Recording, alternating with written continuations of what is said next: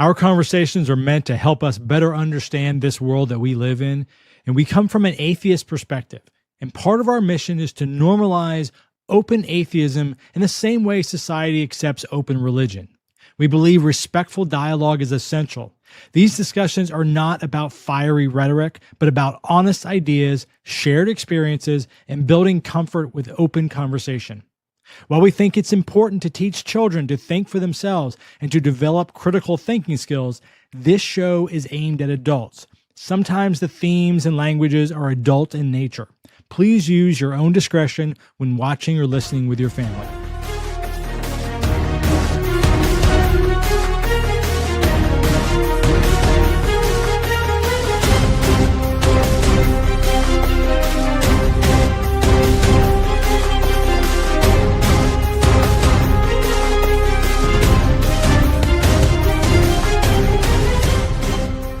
And now, making their way to the studio, winners of the Least Likely to Be Raptured Award. 3 years running, it's the Unholy Roundtable.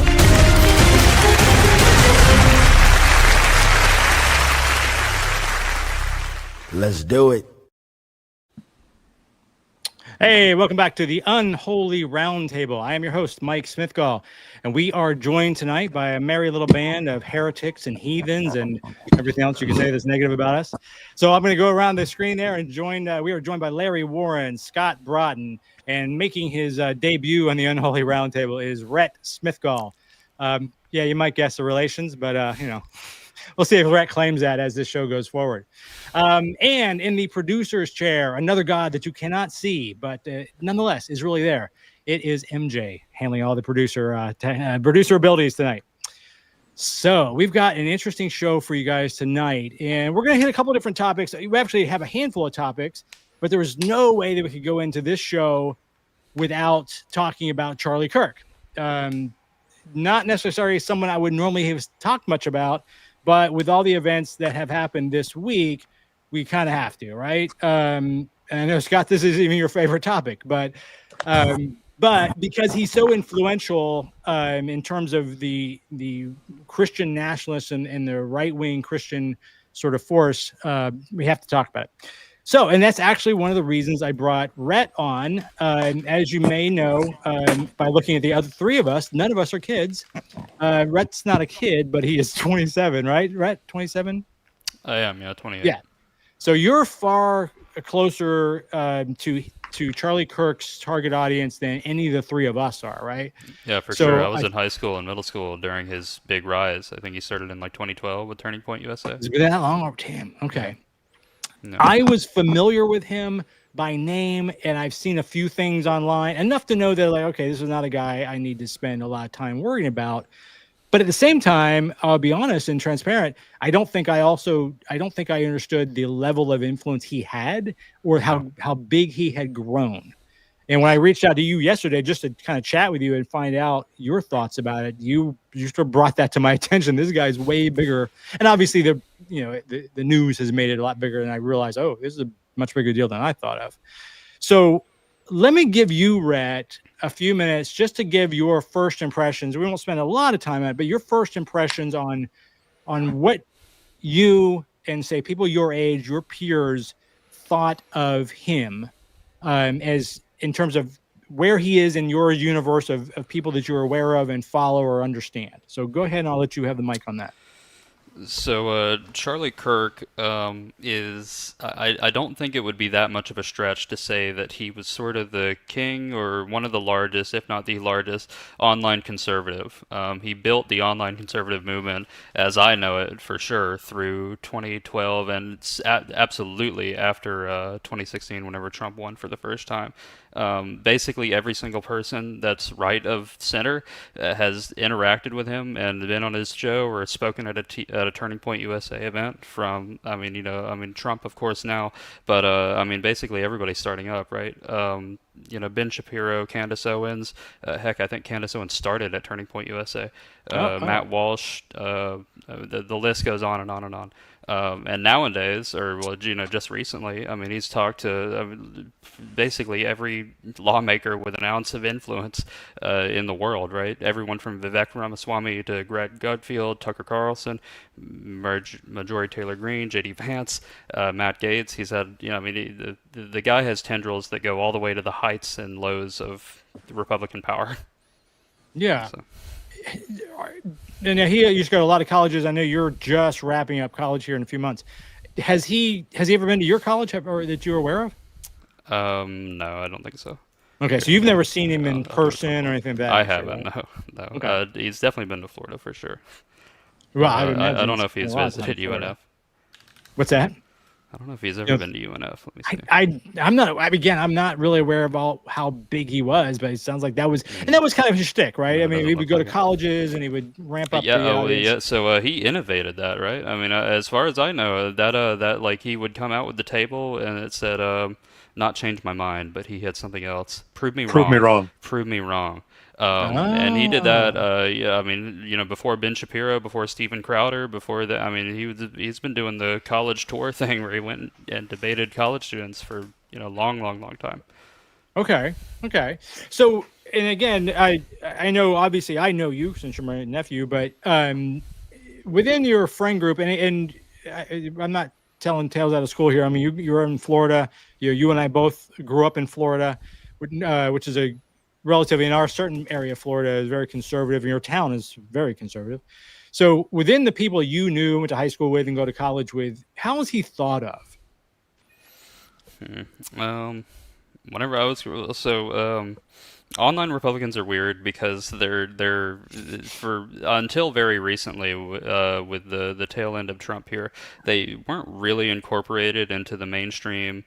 The news cycle and lawmakers and everything like that. So whenever I was growing up in high school and everything like that, you had to be a pretty online person to know who Kirk was. But if you were political and online, he was the biggest figure there for sure. Okay, on the right at least. So you think it's not like your average student or average young person? It's right. If you were talking at school, like at the lunch table or whatever, your big talk was going to be on like Mitt Romney and Hillary Clinton and stuff like that, because those were the big like real figures and everything like that. And then you had to like kind of go under the surface a bit to start talking about the online internet people. Is that true still today, or is that only back when? No, I think this is kind of turned. I think Kirk kind of broke through, and now that the Republicans for sure with. Who's that guy? Oh no, I've totally forgotten his name. But they've understood the power of the internet and they've incorporated it a lot more. And I think Kirk and people like Joe Rogan are a lot more prominent than they ever were whenever I was in high school. Okay. Yeah. All right, so that's a fair assessment of that. So let me go with this sort of first question here. I'll just throw this out to the group. What do you think the ramifications? I'm going to read this for the podcast too, but with Charlie Kirk's murder and the ramifications, what do you think the ramifications are on society of just him and the murder itself? And again, this is to the group, so anybody jump out. Sure, I can go. Well, really bad, obviously. Anytime anybody gets killed, it's really, really bad. And Kirk supposedly was killed, or presumably was killed for his speech and his views and his thoughts and everything like that, which is like the worst reason to get killed.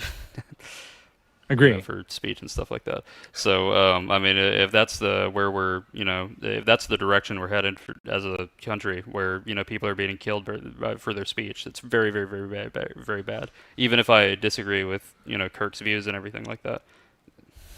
Agree. I'm actually going to flip over to the other side. You made the comment that whenever anybody's killed, it's like very important.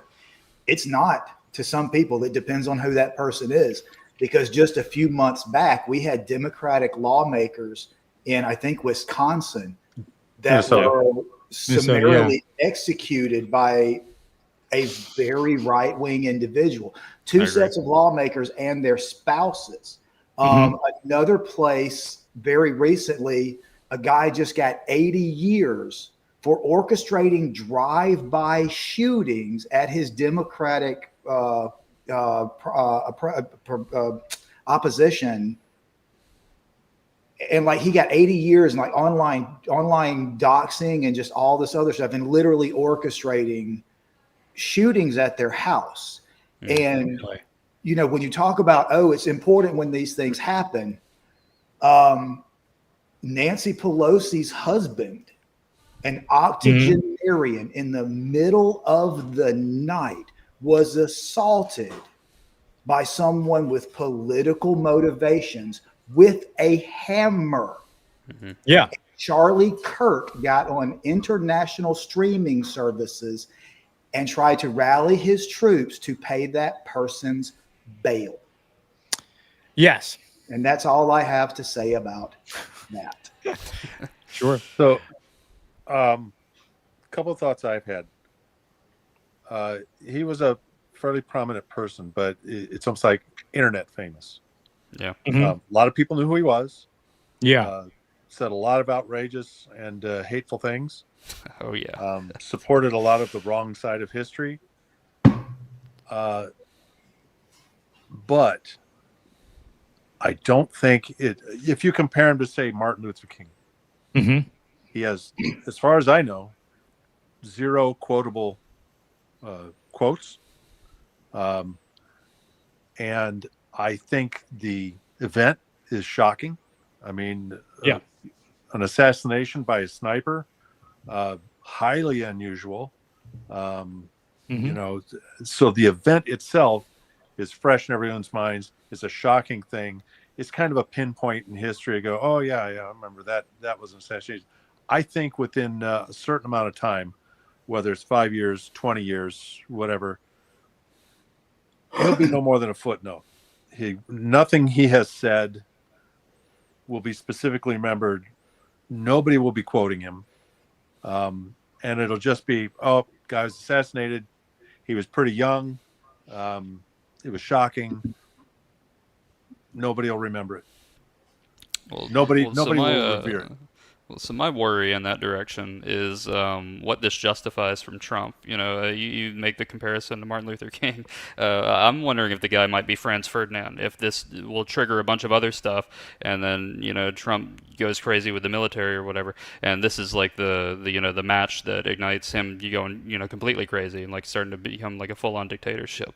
I mean, I don't know if we're there yet, but Reichstag fire, the match that lit the Reichstag fire. I mean. Yeah.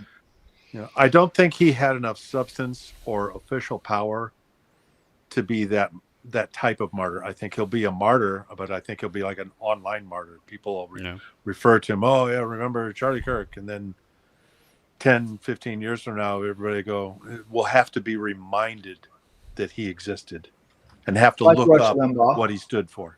I was going to say the same thing about Rush Limbaugh, and that meme has gone around exactly.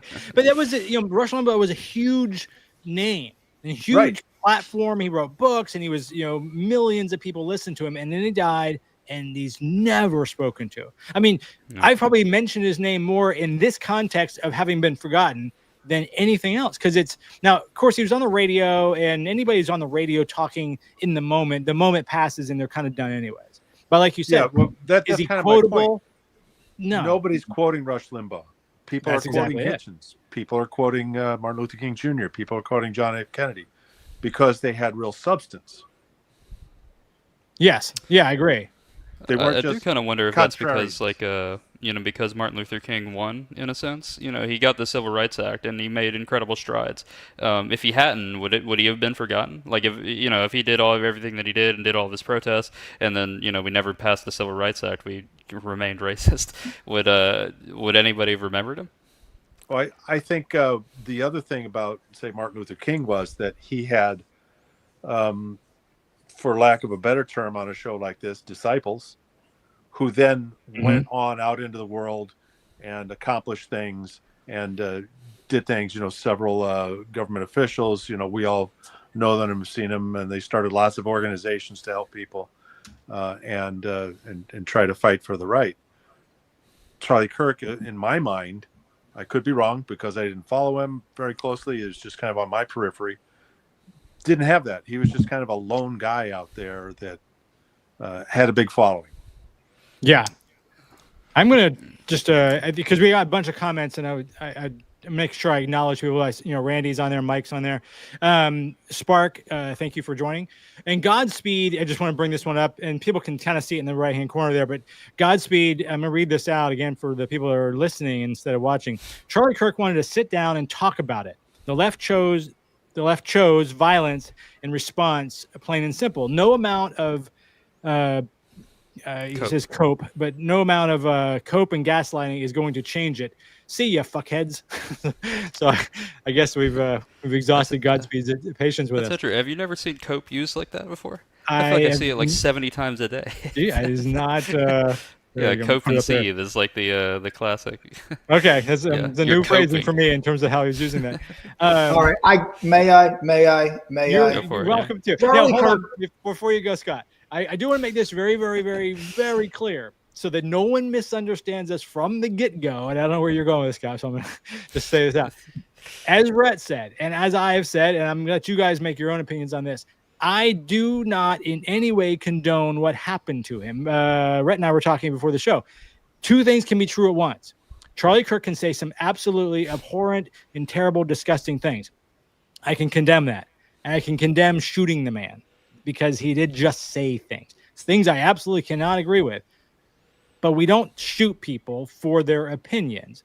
And unfortunately, this is going to maybe perhaps backfire, and we'll get back into this again. But nobody's condoning the violence in the sense that what happened to him. At least I'm not. Rhett was not. Scott and Larry, I'll let you guys make your own opinions. But I do want to put that out there, so don't anybody come for me thinking that that's what we're doing. And Godspeed, I'm going to disagree with that, but I'll let Scott have first crack at his at your opinion there, Godspeed. Yeah.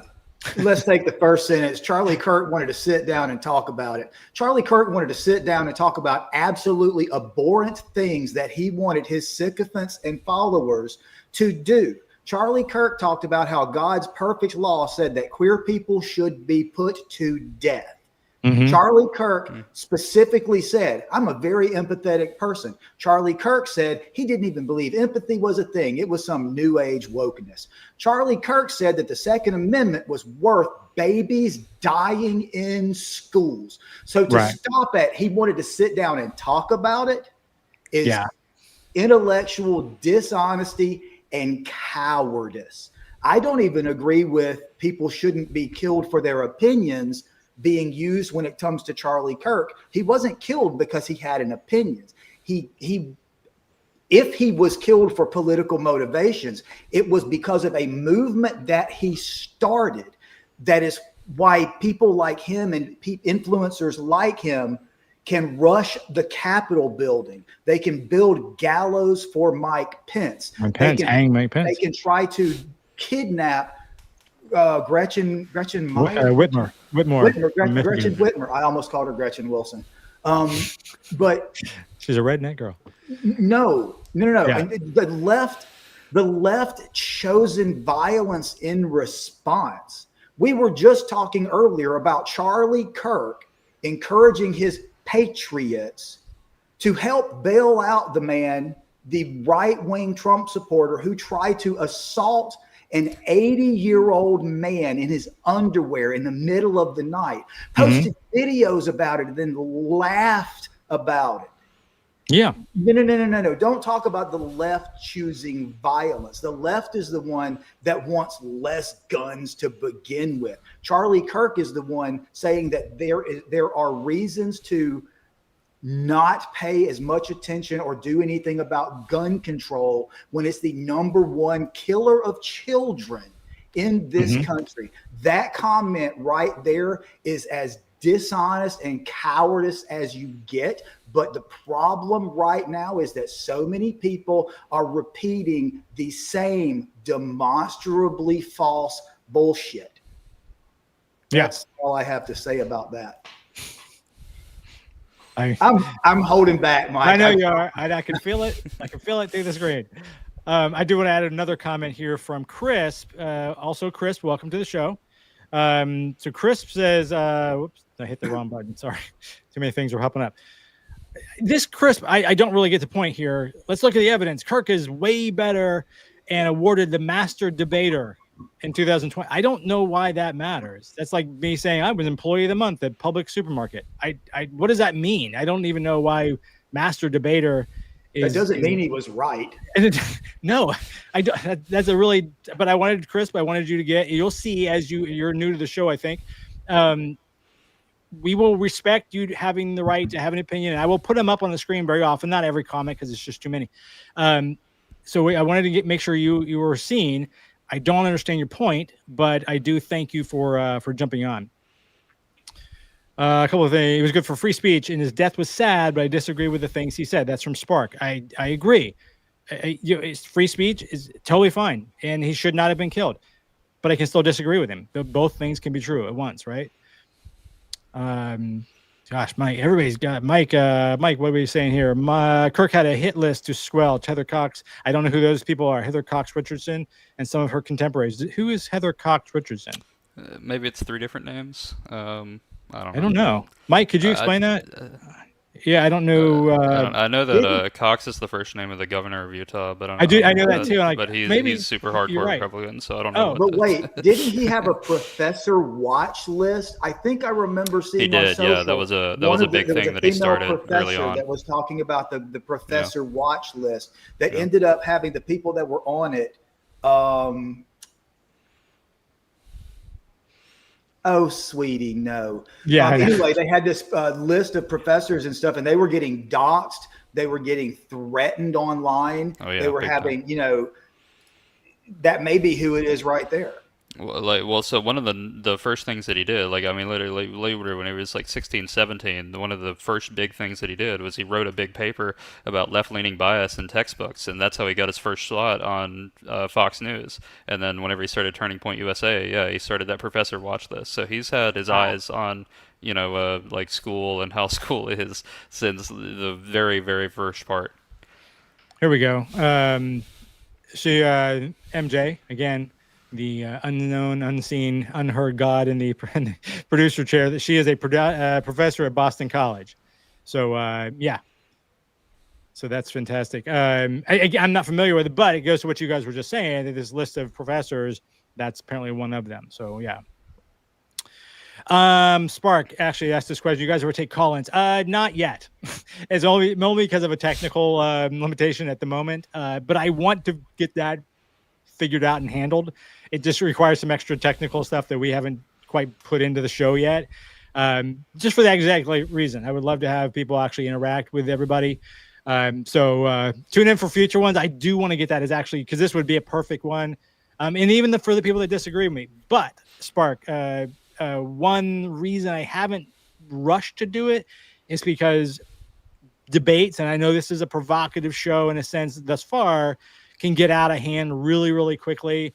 And I don't want that to be the case. This isn't, there are a lot of atheist shows out there where people battle back and forth. That's just really not people who I love am. their blood sports. Do it. Yeah, exactly. People love their blood sports, right? And I don't want to do that. But we'll figure that out at some point. So, but it's a very good question. Mike's a doctorate of history, friend of Robert Reich and Bernie. Okay, so that puts them in a class that helps me understand who they were. Wow, he's had a lot of great questions there. Kind of flew into it. And I'm going to get back to you, Scott, your point earlier talked about empathy. I actually have that question comes up as an aside from this, but it's actually a really good question. So I'm looking through some of my questions here. But one thing, let me just add real quick. Go ahead while I'm listening. Yeah. As far as the college thing, there is a new narrative I saw yesterday being spun by the right. That once they found out, he was Mormon, he was conservative, Trump voting family. I mean, in Utah, you can hardly not be. And right. The spin they're putting on it now is, well, he went to college for one semester and then he was radicalized leftist in that one semester. So you better watch out. The electrical engineering program at Utah State is radicalizing people. Yeah. So they're both sides spin things, and yes. Both sides spin things for sure. And that I've seen that same thing that everybody, he got radicalized in college, but he went to a semester of college. Well, and then that wasn't the most recent thing, right? That was like 4 years ago, and then he went to electrician school to be an electrician. Yeah. Which is, and Scott, since you're in the electrical field, you can tell me, I don't think of liberalism being a hotbed on the job site. And I think it would come to a lot of surprise to a lot of tradesmen that they're being radicalized as they're in their apprentice programs for electricians and roofers and plumbers and everything else. Maybe I'm wrong. You work in that environment. You tell me. Let me say this. I went on electricians with a left hard bias. I went on Amazon to order a part for an electrical project that I was working on, something very specific and very electrical construction-y. And they have the suggested other items to buy and suggested podcasts and stuff. And on this little clip that I was buying, that is specifically an electrical construction thing, all of the podcasts were like Joe Rogan, Andrew Tate, Mike Shapiro, even Charlie Kirk. And I'm so, once you're in that electrical program, that's not. Well, I mean, I feel like the right has been shouting that forever, oh man, you can't go to college, man. They're all a bunch of liberals. You got to go into a trade, That was my So thing. what happened? Right. It seems like, so basically you're saying just don't do anything after 12th grade, If radicalized in trade school, like what is left? I don't know what's after. If you don't go to college, and you go to trade school instead, if you're saying all of these are radicalized, and of course we're making a joke of that, but the reality is they just don't even bother to look up the facts, right? Yeah. They don't care. They heard college, and I've actually got a clip on this a little bit later, where that's, in fact, let's go ahead and play this real quick. Hold on just a second. You heard the family member say that this man became more political, this young man became more political in recent years. Well, what did he do in recent years? He went to college. That's where kids are getting radicalized. It's not just online. Our campuses are where a lot of radicalization, hate, and intolerance starts from. And so when he says it's an attack on all of us, I'm going to say this. No, it's an attack on conservatives. It's an attack on Christians.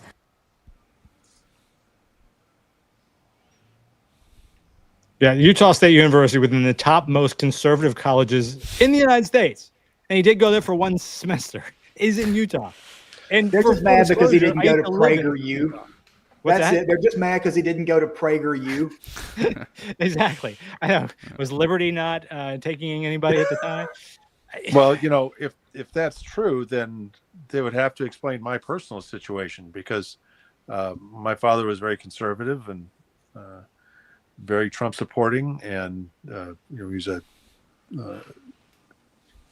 pastor and a police officer. So way out to the right. Yeah, I didn't go to college. So how did I become radicalized? Yeah, how did you become radicalized? Well, yeah, I mean, of the four of us on the screen right now, two of us have gone to college. I don't think, Scott, you do, right? And Larry, you just said you didn't. I can't remember, Scott, if you had or not. I don't remember.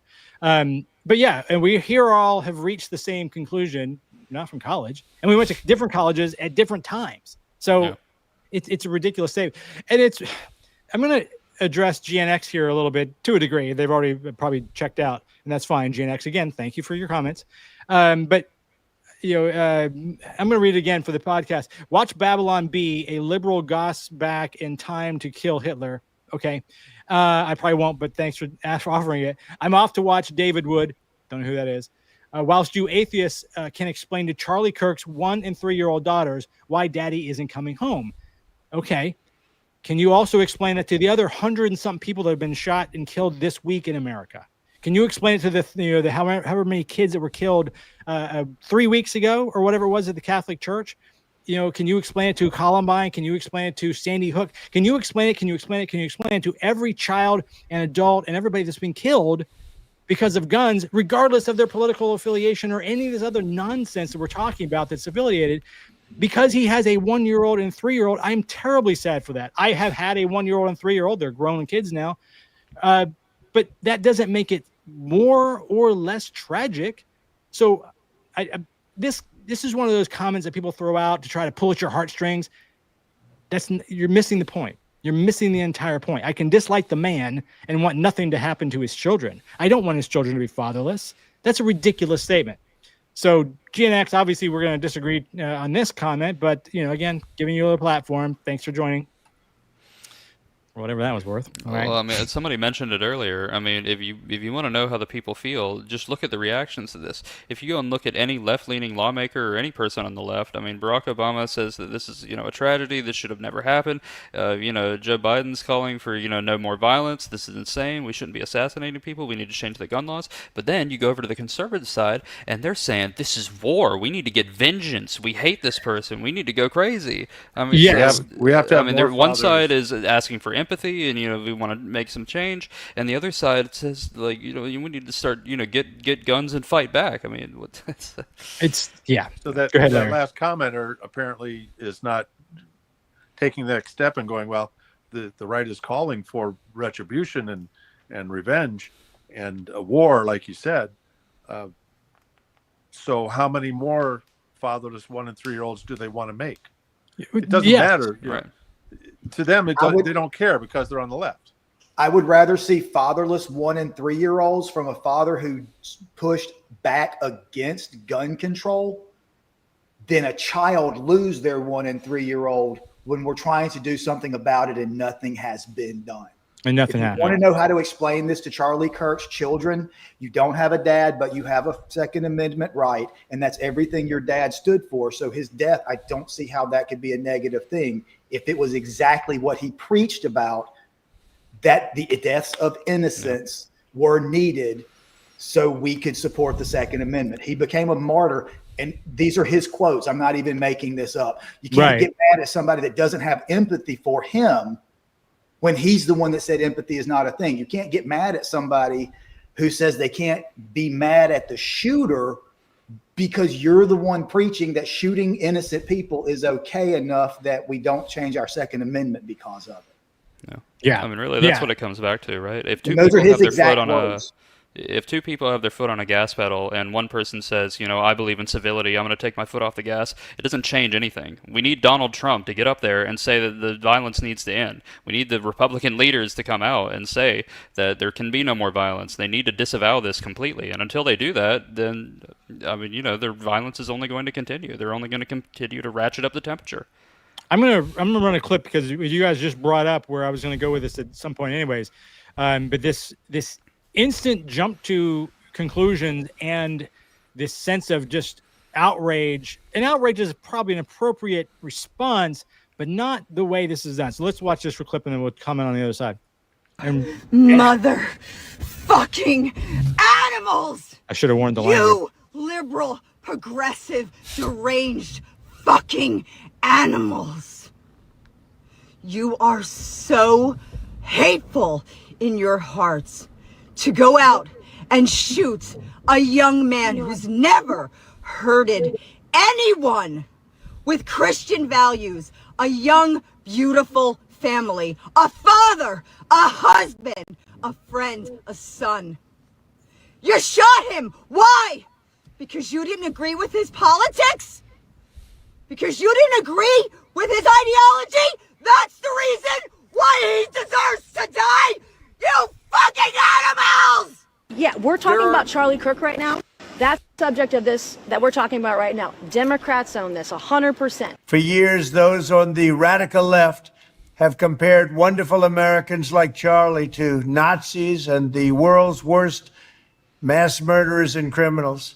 This kind of rhetoric is directly responsible for the terrorism that we're seeing in our country today. This is such bullshit. I've never been so pissed in my whole life. And this murder Charlie Kirk right here in Utah. I'm so freaking pissed right Despite not knowing who the shooter was, without a single lead, the outrage machine went into overdrive. People like the woman we just saw earlier, politicians, pundits, even the president of the United States rushed to point a finger. The left was blamed. Half the country was indicted for a crime no one yet understood. But the call was coming from inside the house. The shooter was a 22-year-old white male, raised in a Republican home, registered to vote with no party affiliation.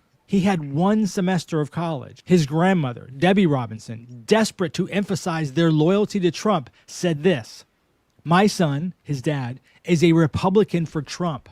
Most of my family members are Republicans. I don't know a single one who's a Democrat.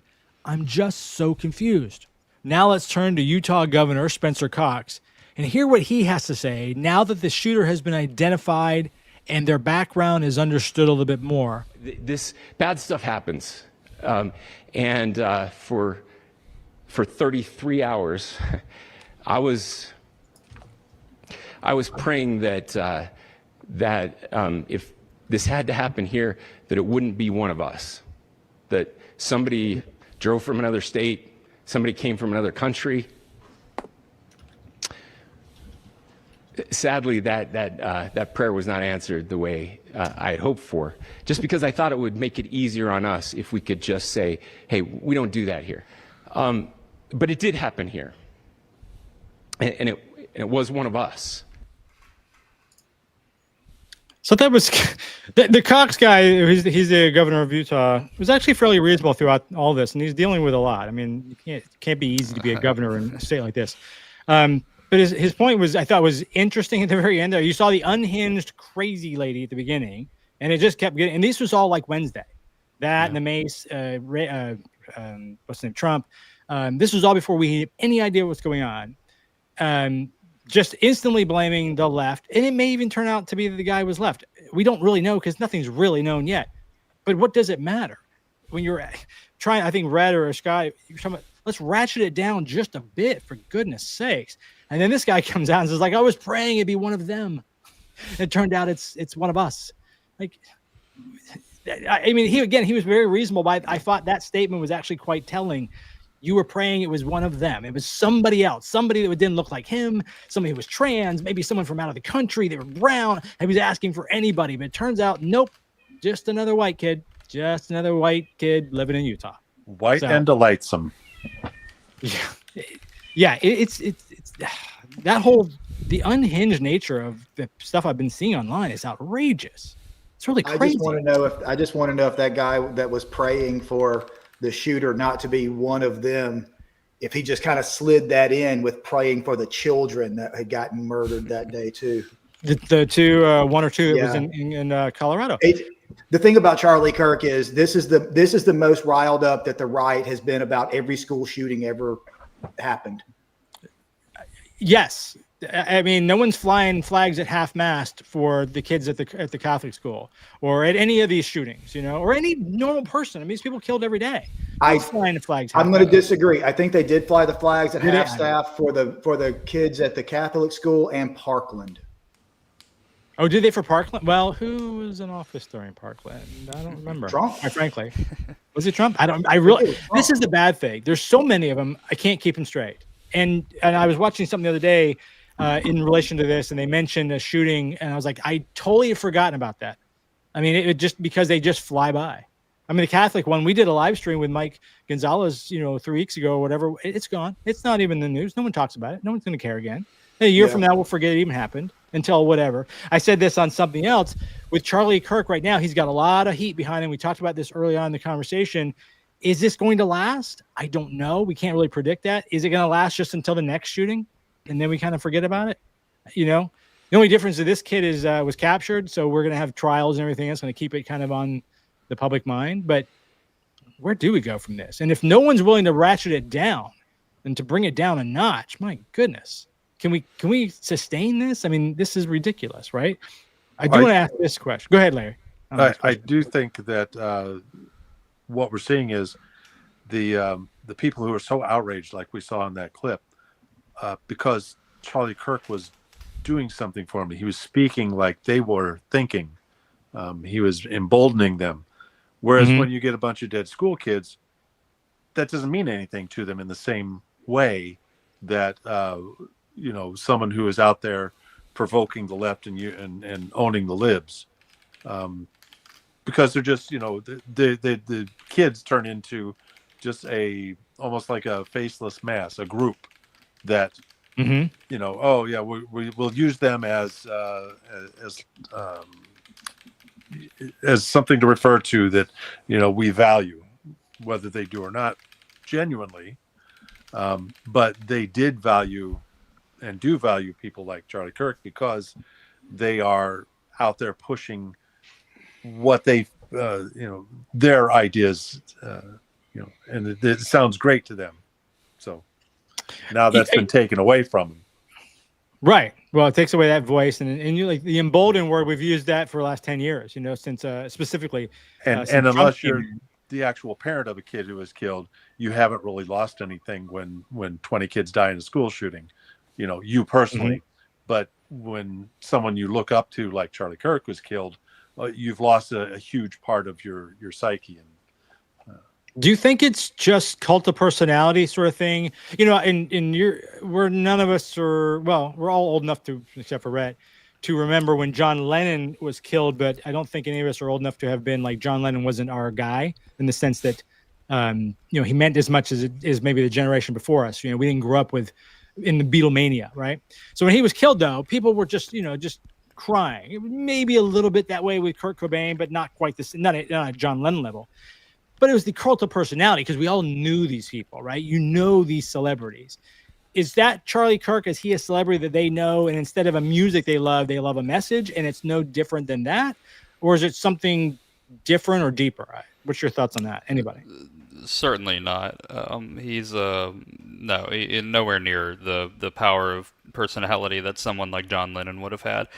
Even whenever I was a conservative in high school, and I watched like the anti-SJW YouTube videos, and I was in that world. I mean, Charlie Kirk wasn't thought of as like the coolest guy ever, and I really want to be him, and he's so cool, and I would be distraught if he died. He was just like he debated the college kids, and he totally owned them, right? Mm-hmm. I mean, it's so performative. The lady and everyone else. I don't believe that they're actually this distraught about the death of Charlie Kirk. Obviously, they're sad, and this is a huge blow for them politically. But this idea that everybody really loved Charlie and they're so devastated that he's gone is kind of I don't know about that. So you think it's more performative? Oh, absolutely. Especially for that lady and the guy running through the halls crying at the beginning. It takes a lot to set up your camera to script all that and like growl your voice and all that. Right. When I'm upset, I don't sound like. I can't believe you did this to Charlie Kirk. I've never seen anyone from the right use that type of passion when children are killed. Yeah. No. And people can dispute that. Well, but right. no. Well, so you brought up Paul Pelosi earlier. Whenever Paul Pelosi was beaten half to death with a hammer, they were joking about it. It was so funny that somebody climbed the fence and did that. Ha ha ha. No, it's complete performance art for them. They don't actually care about this. This is a big political dunk that they can do on us right now because one guy from their side got killed. But if it was the other way around, and it was a couple of months ago, whenever those lawmakers in Minnesota got killed, they would be laughing their asses off and they wouldn't care at all. And they did. Yeah. And they did. And that's precisely why I don't think it'll last. Well, what kind of concerns me is that we've had a sort of string here. We've had January 6th, the Minnesota lawmakers, the Michael Crooks guy that shot Trump, the Paul Pelosi thing, and now this. They seem to come from a similar background where they really love Trump and they really love the Republicans, and they're terminally online. And then a few of them are from like QAnon, right, where they're like in the fringes of the Republicans and they're really crazy and they do really crazy, violent stuff. So I feel like that's like the omen of what's to come. That we're gonna have like an Ireland style, like unconnected acts of terror every few months, and we're just gonna have to do that until Trump does something. I'm gonna hit two questions from Derek. Derek G, thanks for joining. I'm gonna hit two questions. He made two comments that I really wanted you guys to see. So I'm gonna do this last one, Derek, first. Just this is more of a comment. And he says if it happened to say Destiny, it would be similarly shocking and unexpected. And Destiny is a left-wing TikToker, live streamer kind of guy. I don't know that he has the same level, but again, he's probably not I'm his target audience in the sense that I'm liberal, but he's probably not my age group, so I know who he is and I've seen his stuff. But Derek, I don't agree with you. I don't think that there's someone on the left that would create that level of passion, or as Rhett has said, this performance art. I don't think so. I don't. Maybe I'm wrong. Maybe we just really don't. We just don't really do that on the left. We don't. not to that level. I mean, we like people, and we have people that we rally around and everything. Right. But we just don't idealize like they do. They're on a whole other level of like pushing people up. Well, and then another problem is that this is, I hate to give any praise at all, but the right organizes like crazy. I mean, the moment they get any amount of influence or money together, they put together a political action group immediately. Kirk was super early on that, but the leftists, for whatever reason, they just don't do it. Maybe you've heard of Hassan. He's like the biggest Twitch streamer, and he's presumably on our side. He's a Democrat. He's left, but he doesn't do anything to further that cause. He like donates or whatever. But I mean, you have people like Kirk and even Nick Fuentes out here that are putting together like huge political action groups. Their number one thing is you have to register, we have to vote, we have to win at the ballot box, and then but it seems like over here on the Democratic side, you've got some stuff like Act Blue or whatever, or Gavin Newsom, who really want you to vote. But for the online left, I don't know. We just don't really. I'm not really aware care of about voting. Yeah, well, maybe not, but you're right. To his credit, regardless, Kirk did a fantastic job of making what's the name, Turning Point, making that organization as big as it was, and he found his target audience in terms of college kids. And let me go out there and create a message early on in their voting life and influence them. He did a really good job at that. I'm saying good because he was successful at it. That's really around before it. this, I was looking at the Wikipedia page for like youth political groups, and like it was like 20 things that I had never heard of in my life, and then Turning Point USA, Turning Action USA, and like all the stuff that he had made. Really? And like the other stuff was like, I don't know, like YMCA political, I don't know, 2018, I don't know. Yeah. I'm going to throw up something else here where Derek said, and I thought I was trying to get this one earlier, but we had so many comments. I forget where this came in exactly, Derek, but it seems that one could consistently want it to be someone else because they think that it's immoral for someone like them to do it. Goes back to our discussion of why they can sort of overlook kids and things of this nature, but they can get behind this Charlie Kirk as if it's speaking for themselves. Well, it's I interesting. think he's referring to what the governor was saying. Is that? I can't remember where that came from. I can't remember where we were talking at the time. The governor was saying that he's glad it wasn't. He was praying that it wasn't one of us. Because again, that would make them immoral, right? It would bleed over, right? And they would have to own part of that. Well, and we heard. Well, and see, that's where the othering comes in across the spectrum. That's where the othering comes in. It's like, oh, men are so good. Well, what about these men that do these bad things? Oh, they're not a real man. That is a way to other them, so you actually don't have to do anything about it, and it doesn't connect back to you. Mm-hmm. That type of othering. Oh, I believe this with my faith and religion. Well, other religions believe that. So how do you know who's right? I'm right because they're not real Christians. They're other. And it's this level of othering, and there's never a time that I could think of where the person doing the othering, trying to set any group aside as not rising to meet everyone else, like purposely othering them, that was the good guys. As a matter of fact, in World War II, one of the guys that went down on the Titanic was a playwright, and he wrote a play. And it was about how it was the turning point of America, immigration, and all this other stuff in America. But I think it was Italians coming over. They weren't looked at the same way that the Americans that had been here for multiple generations, specifically of British backgrounds, come from. Mm-hmm. Something similar, but it was called the hyphenated American.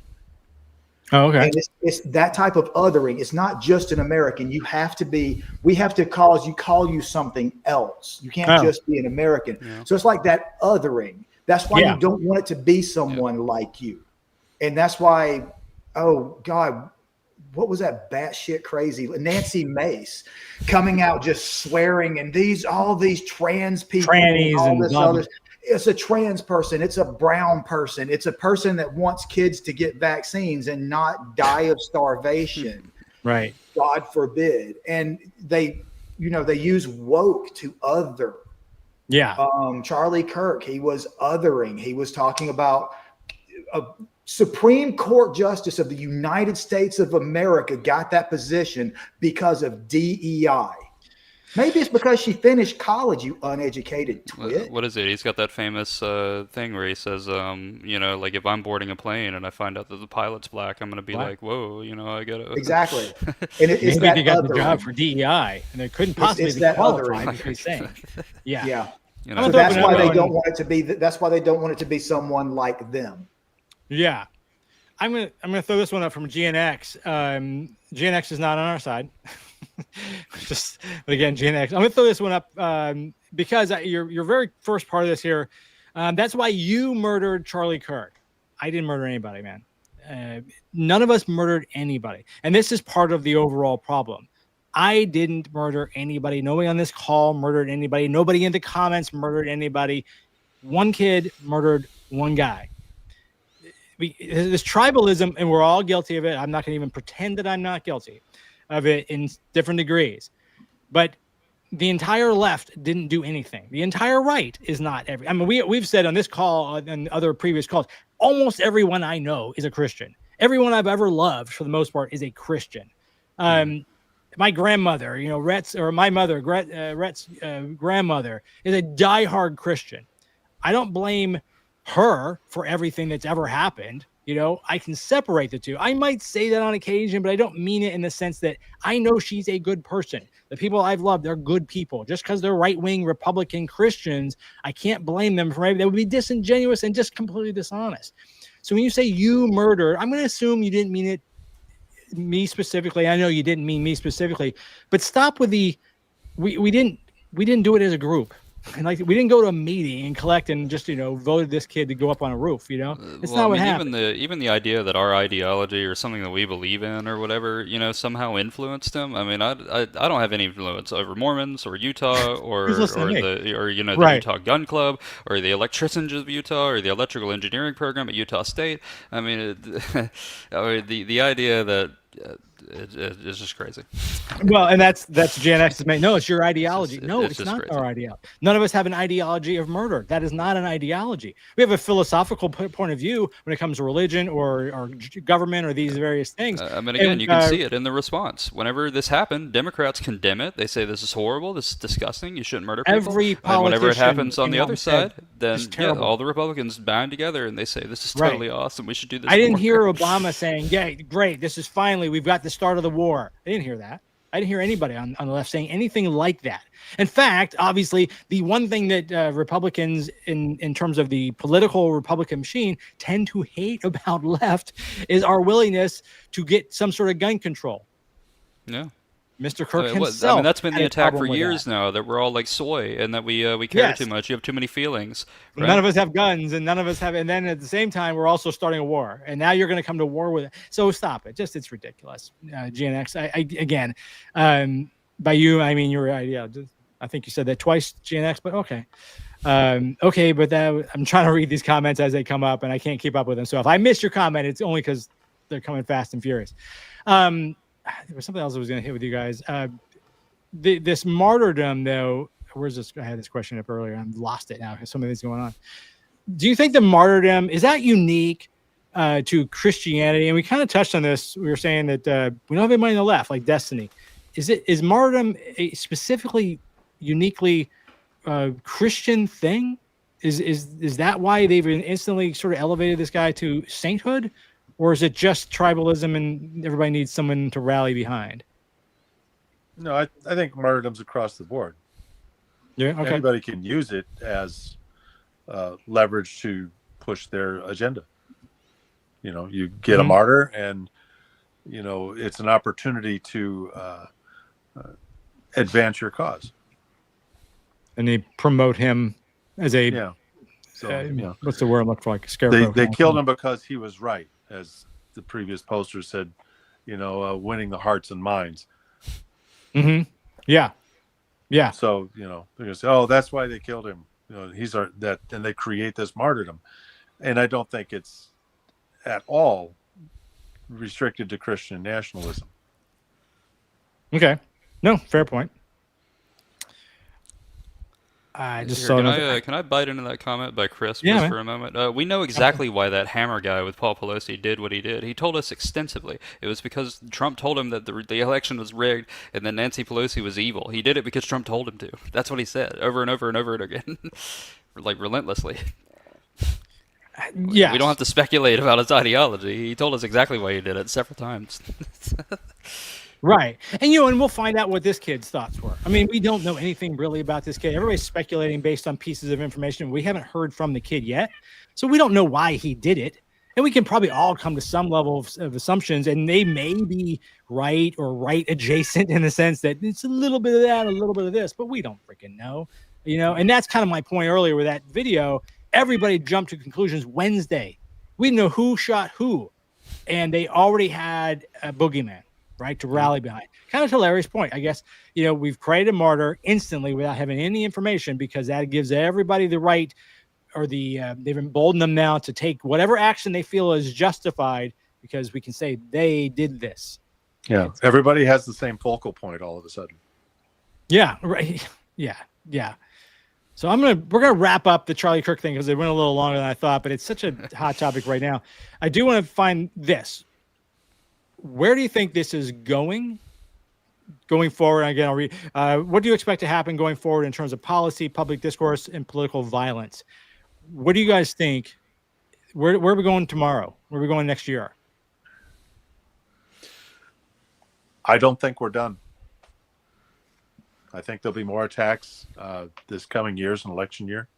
I think there'll be more attempts. I think there'll be more foiled attempts, hopefully, if the FBI is still working properly. I just don't think we're done with it.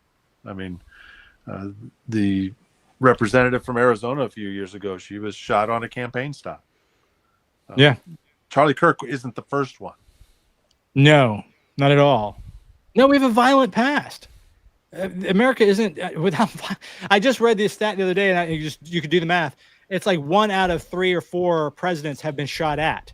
I mean, we had 4 of them killed. Gerald Ford was shot at twice in 17 days.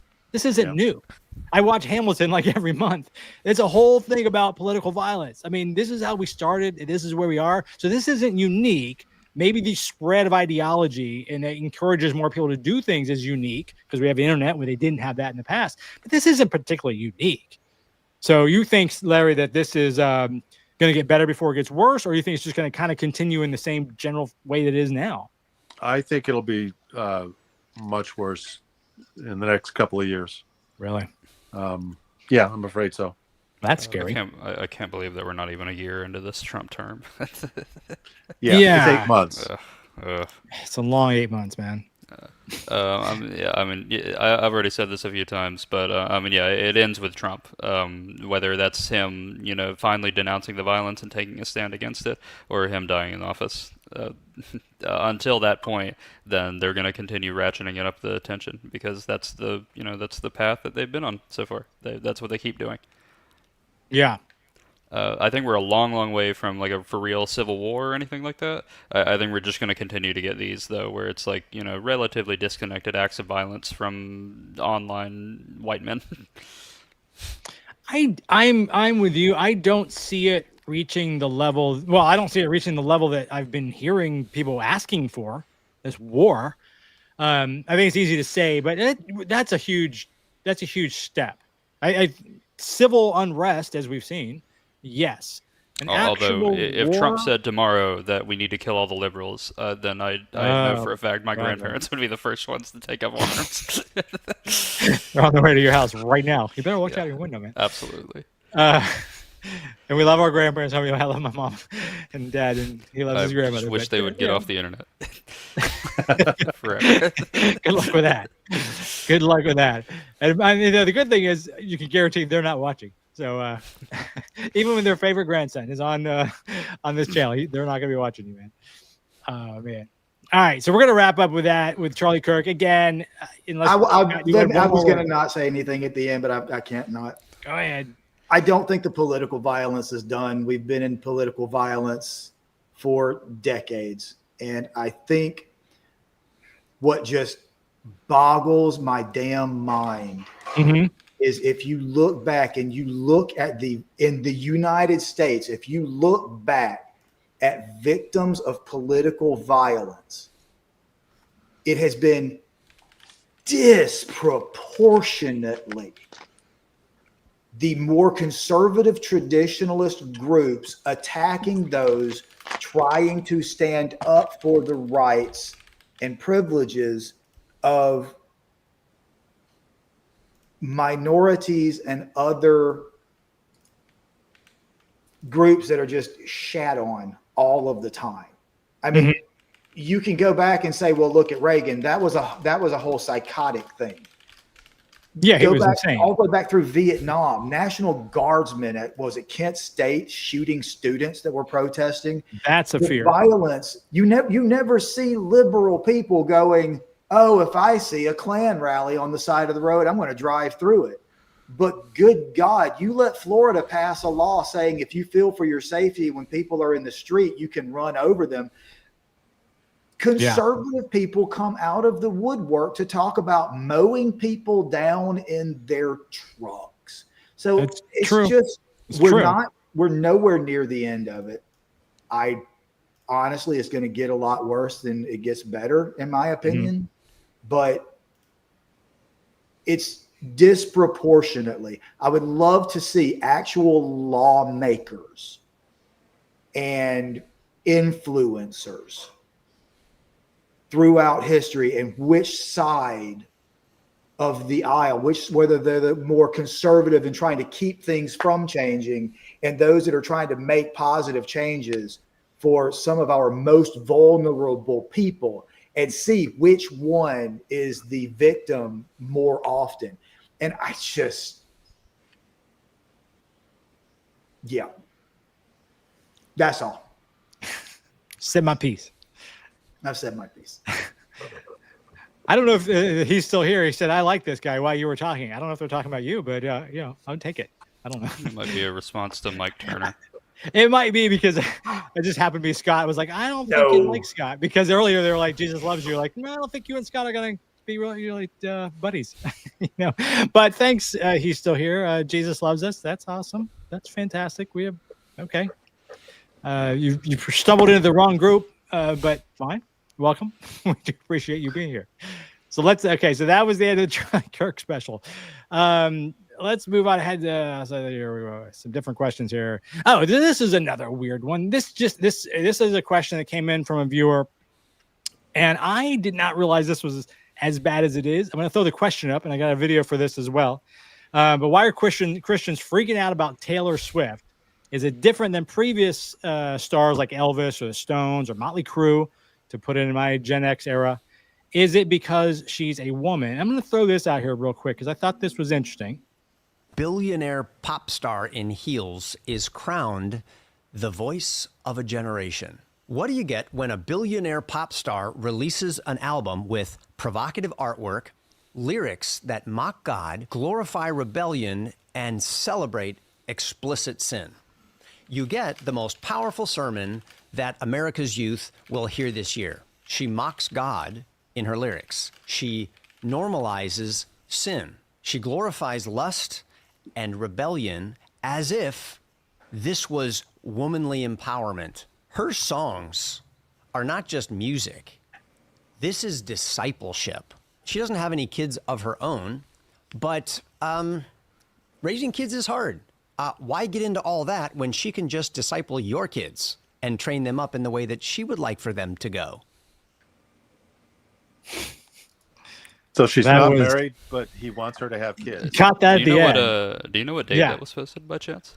I don't know. So the reason I asked is because I feel like the tide turned whenever she turned against Trump. I feel like that is the exclusive lens through which to view this. She made her endorsement of Kamala September 11th last year. And I feel like that was then Trump made his post that was like, Taylor Swift's evil, everybody hates her. And then the whole MAGA and religious world warped around to fit that opinion. So you think it's just sheep being sheep? Absolutely. No, I think there also is the fact that she's a woman and a successful woman who speaks her own mind. I think that never goes. I think there's a goes little over bit of well. that, but I mean, there are other successful women like Sabrina Carpenter, and I mean, every single one, right? There's she does all of them, every single one. But do you think I mean, her level of influence? I mean, she's obviously, I like her music. Actually, I mean, I'm not her target audience, but I like her music. It's fine, and she's a pop star, like every other pop star that's come before her. She's a pop star. But she is massively successful and massively influential. Is that the fear? Is it just that she is a woman, or is it because she's a woman and has influence over women? Largely, her audience is both. It might be a little bit of betrayal because she used to do country music, and she I did. think for McGraw a long time nobody knew what she was politically because she stayed quiet on it, and so I think people just assumed. She was a kid though. She was like 17, right, when she first came out with her first big song. Well, no, I mean even late. Like that Kamala endorsement was very, very, very late. I mean, she didn't do anything for Joe Biden during Trump won or in 2016 I don't know. or anything like that. No, I mean she was functionally apolitical before that, before the Kamala endorsement. Okay. Yeah, so little bit of betrayal, almost 99% Trump though, I think. Well, also because she's now marrying a football player, she invaded the manosphere too. So. In the eye of the NFL. Yeah, I agree with that. Yeah, I did see that. So remember, it was 2 years ago, whatever. There was some sort of bizarre if she was going to have somehow sort of influence over the Super Bowl, and if the Chiefs won, then that meant Biden was going to. I was like, what the hell kind of Ouija board is this craziness? And then of course she didn't win. I can't remember if it was over that or if it was basketball, but I remember Biden did she was dating, what's his name? I don't even know. It was Kelsey, right? I think Kelsey Biden Grammer. did a tweet after the Super Bowl, and it was like that was just the way we screwed up. Yeah. It's a very. I didn't know this was a thing. I mean, I knew people didn't like her because there's always someone who doesn't like her, but I didn't know that this was that was Kirk Cameron for Rhett. They probably doesn't know who that guy was. That was Kirk Cameron. He's another Gen X. He had a big TV show back in the 80s or 90s, whenever that was at. So he was a very well known. We all knew who Kirk Cameron. We watched his show growing up, and then he flipped and became like super religious guy. But he came out. I think he always was. Well, I guess it's the time true. He was on the show. He came out. You're right. Yeah, as a matter of fact, what was her name? Tracy Pollard, that played his girlfriend. He got her fired from the show when she posed for Playboy. I remember that. Now that you say it, I do remember that. So yes, he was always behind the scenes. He was a pain. If you're religious, there's nothing wrong with that. He's also. There was another clip I was going to play in an earlier one of our shows where he and that's the guy's name. It's Ray something. Comfort, right? The Australian guy, right? Where they're holding the banana and they're talking about how the banana is perfectly formed to fit in your hand and it can be peeled. That's proof of God. I'm like, dude, it's banana. Calm the fuck down. It's a banana. But it was he and Kirk Cameron just merrily talking about how bananas are just a gift from God and they fit in our hands perfectly. Well, there's a lot of things that fit in your hands, but I'm not sure it's a gift from God, man. Come down. But they're bizarre. They're bizarre. But that was interesting. He also started out with a billionaire. I want to guess he voted for Trump. It was a billionaire. She at least earned it. She didn't inherit it. I feel like you could justify masturbating with that same banana argument. Yeah, the funniest response to the banana argument is, yes, it's perfectly formed and curves towards your face so you can eat it. And someone, I believe Matt Dillahunty, pointed out that, it'll fit in your butt too. There you go. It's very perfect. All kinds of uses for a banana, right? Anyway, that's a hilarious thing. But as far as the lyrics against God or Jesus, I don't know Taylor Swift lyrics. Most of the ones I've heard are about her ex-boyfriends, and exactly. I mean, her first several hits were about. My daughter would listen to them. Yeah, I like her song. But you can juxtapose that to Ted Nugent. Some of his lyrics, I bet you could make a case for them going against God too, whether they do or not. Well, you could make it against minors because that's one of his songs, and we can't even put it on here because we get banned. I mean, just write down the lyrics to Wango Tango. That's got to be against God in some way. Yeah. It's so funny that he is also another big right wing guy. I'm like, this is something I've said this before, and I'll say it again because we just talked about that guy. Like there are, and I said this a little bit earlier, there are millions of good, hardworking, warm-hearted Christian Republicans. Why do you tend to be picking the wrong ones, right? There's not another guy out there better than Ted Nugent. There's not a guy out there better than this Kirk guy. There's not a guy out there better than Trump. Of all the politicians, why are you picking the worst examples of your group? I don't understand it. You're think the passing over examples, good people and picking the worst people. I think the examples are putting themselves out there. That's why they're being picked. And this is true. I think Mike's on. Mike, I know from Texas when Mary Jane and I used to live in Texas. And one of the things I used to tell the people in Texas is the problem with Texas, if you don't live in Texas, the only examples you get of Texas are the loudest and most obnoxious people from Texas. I like the people. We got along really, really well in Texas. We had no complaints about Texas. But when you leave the state, the only people you hear are the most obnoxious examples of that. It's like you guys or Scott being in Florida and Rhett being in Florida.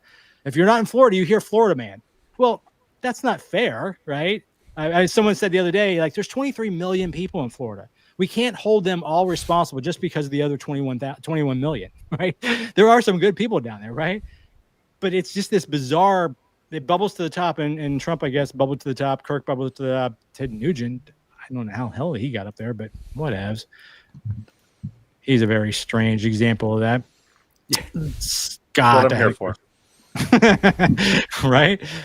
Scott, I have a question for you specifically. Let's let you lead this question off, because you're kind of up on your Bible stuff. And Larry, you both are more Bible than I have. Since the Bible is still being translated and updated today, how can Christians be sure that the translators were filled with the same Holy Spirit that wrote the Bible 2,000 years ago? It's a good question, because it is changed. It's been changing all of our lives. How do they deal with that? What are your thoughts on it? Yeah, this is you can't. The end. I mean, that's just it. You can't. You're gonna have to go ask your Holy Spirit. That's, this whole thing about that wrote the Bible 2,000 years ago.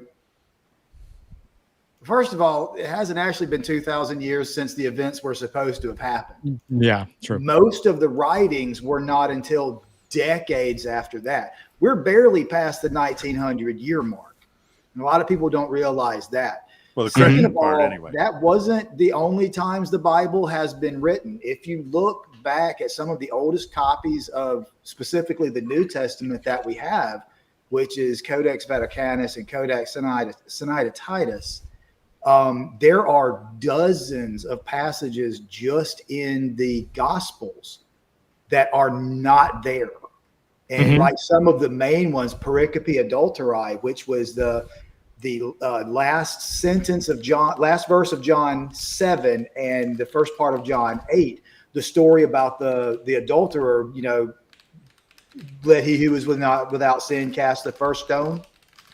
Not in any of our oldest stuff that we have until the end of the 4th century. Like, really? Okay. Appeared out of nowhere. The book of Mark, which was the first one supposedly written, book of Mark ends with the women running from the tomb. There is no resurrected Jesus represented in the book of Mark until much, much, much later, where they added from some of the other synoptic gospels to make that whole part, and still somehow the story still doesn't match up. We don't know, and that's one of the reasons that there's no, you look at the 1611 King James Version, which some people just still swear by. We didn't even have access to some of these older pieces of writings and stuff. You're talking about the King James Version was written over 400 years ago, and we know for a fact there was political motivation behind it. First of all, the Holy Spirit, before you can ask a question about what the Holy Spirit is doing, you got to have the evidence for it, and good luck. Come back when you have that. But as far as the translations and stuff like that, especially with the Bible, that's part of the problem. And if you look at some of the American Revised Standard or whatever like that, a lot of these, especially in the Gospels, specifically state, we don't know who wrote this. We know that some of this was not in original copies. When you look at, because half of the New Testament is attributed to Paul, but we know that 6 of the 13 writings attributed to Paul most Christian scholars don't believe Paul actually wrote them, including some of the pastoral epistles like 1 Timothy that churches use to keep women out of the robes and keep the queer people out of the pulpit and stuff like that. So no, there is none. First of all, if you want to question what we have and whether or not it's been translated right, the Holy Spirit's not going to do it for you. You're either going to have to go and look at the actual what scholars are saying, or you're going to have to learn Hebrew, Koine Greek, and a bunch of other languages and look at the original text for yourself. But even then, if it was perfectly translated from the first time it was written, which is a Muslim thing about the Quran, that it had never been changed, even if it's verbatim and all of these thous and thuses in the right place, none of that supports the statement that any of it is true to begin with. Well, yes, you and I, and well, all of us would agree. You're right. It doesn't prove truth. It just proves what someone wrote down and they've run with it, right? It doesn't prove it actually happened. Yeah. I mean, when people talk about eyewitness statement, we don't even know where this information came from. There are no eyewitness statements. Not only that, Jesus and Satan apparently had a conversation on the top of a mountain that was written by someone who never actually met Jesus. At best, either this person had third-hand information or he was possessed by the devil himself who wrote it for him.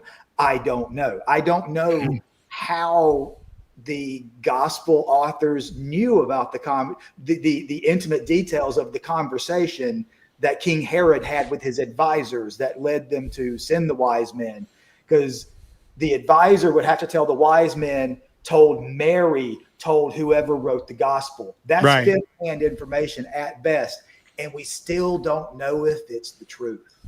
Wasn't Mark's the first one, right? Wasn't it supposed to be chronologically, Mark 60 or 70 years after Jesus' supposed death, before anything was written down?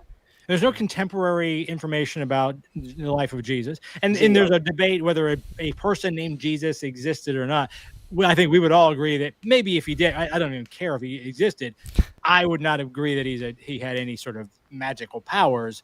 Even if a man existed that called himself a priest or whatever he called himself. But again, nobody wrote anything down for 60 or 70 years. Well, shit, man. You write down my life 60 or 70 years from now, say what you want. I mean, and they claim when they say things that they're quoting Jesus. Right. The quoting. You don't even know if that person existed, much less that this what he's. How did they write down the entire Sermon on the Mount? Yeah. No. Well, and then you look at the professions of these guys. I mean, these were like, fishermen and, like carpenters in Iron Age Palestine. How did they learn to be literate? And then how did they learn another language, right? Because they didn't speak, ancient Hebrew. They spoke, I don't know the name of it, Aramaic. Some other language. Aramaic, yeah. Aramaic. And then I went into Greek, and then just always over and over and over again. And even those words changed. I mean, we don't speak the way we did in 1600s, any version of English that was spoken in 1600s. So, I mean, as you move these things forward, the translations get way out of whack. Right? Well, and then I've heard the defense that, they didn't write it. They spoke it, and then other people wrote it down. And it's like, well, no, that's not what the book says. I'm signing this, and my name is Paul, and I'm signing Yeah. I'm writing it. So that one right there, that's the funny thing. My name is, I, Paul, am signing this under my hand, because there are whatever that quote was, it was like, I'm signing this as the name of Paul because there are forgers out there, and that letter is assumed to be the most forgy of the forgeries. Seems like a strange thing to sign on your name, to say this is the special way that I sign my name. I never sign it any other way, and this is always how I sign it. and they want to take these books and stories as evidence that many people knew this or that or witnessed this or that. I recall the story where, and forgive me, I'm not as biblical literate as most of you or some of you, Scott, for sure. Where 500 people saw the sun move in the sky and go in circles in the sky. And this was actually put to me once about that. And I went, the Bible does have a story that says 500 people witnessed the sun moving about in the sky. And then I read a reply to that said, well, no, one person wrote that 500 people saw it. So there is a claim, and I think you might be mixing up two things. You might be mixing up Paul's claim that 500 people witnessed Jesus after the resurrection. Resurrection. I was thinking the same thing. The one about the sun moving in the sky was the miracle of it was in Portugal in 1911. Fatima. Yeah, the miracle of Fatima. Which just that was like a group delusion or something, right?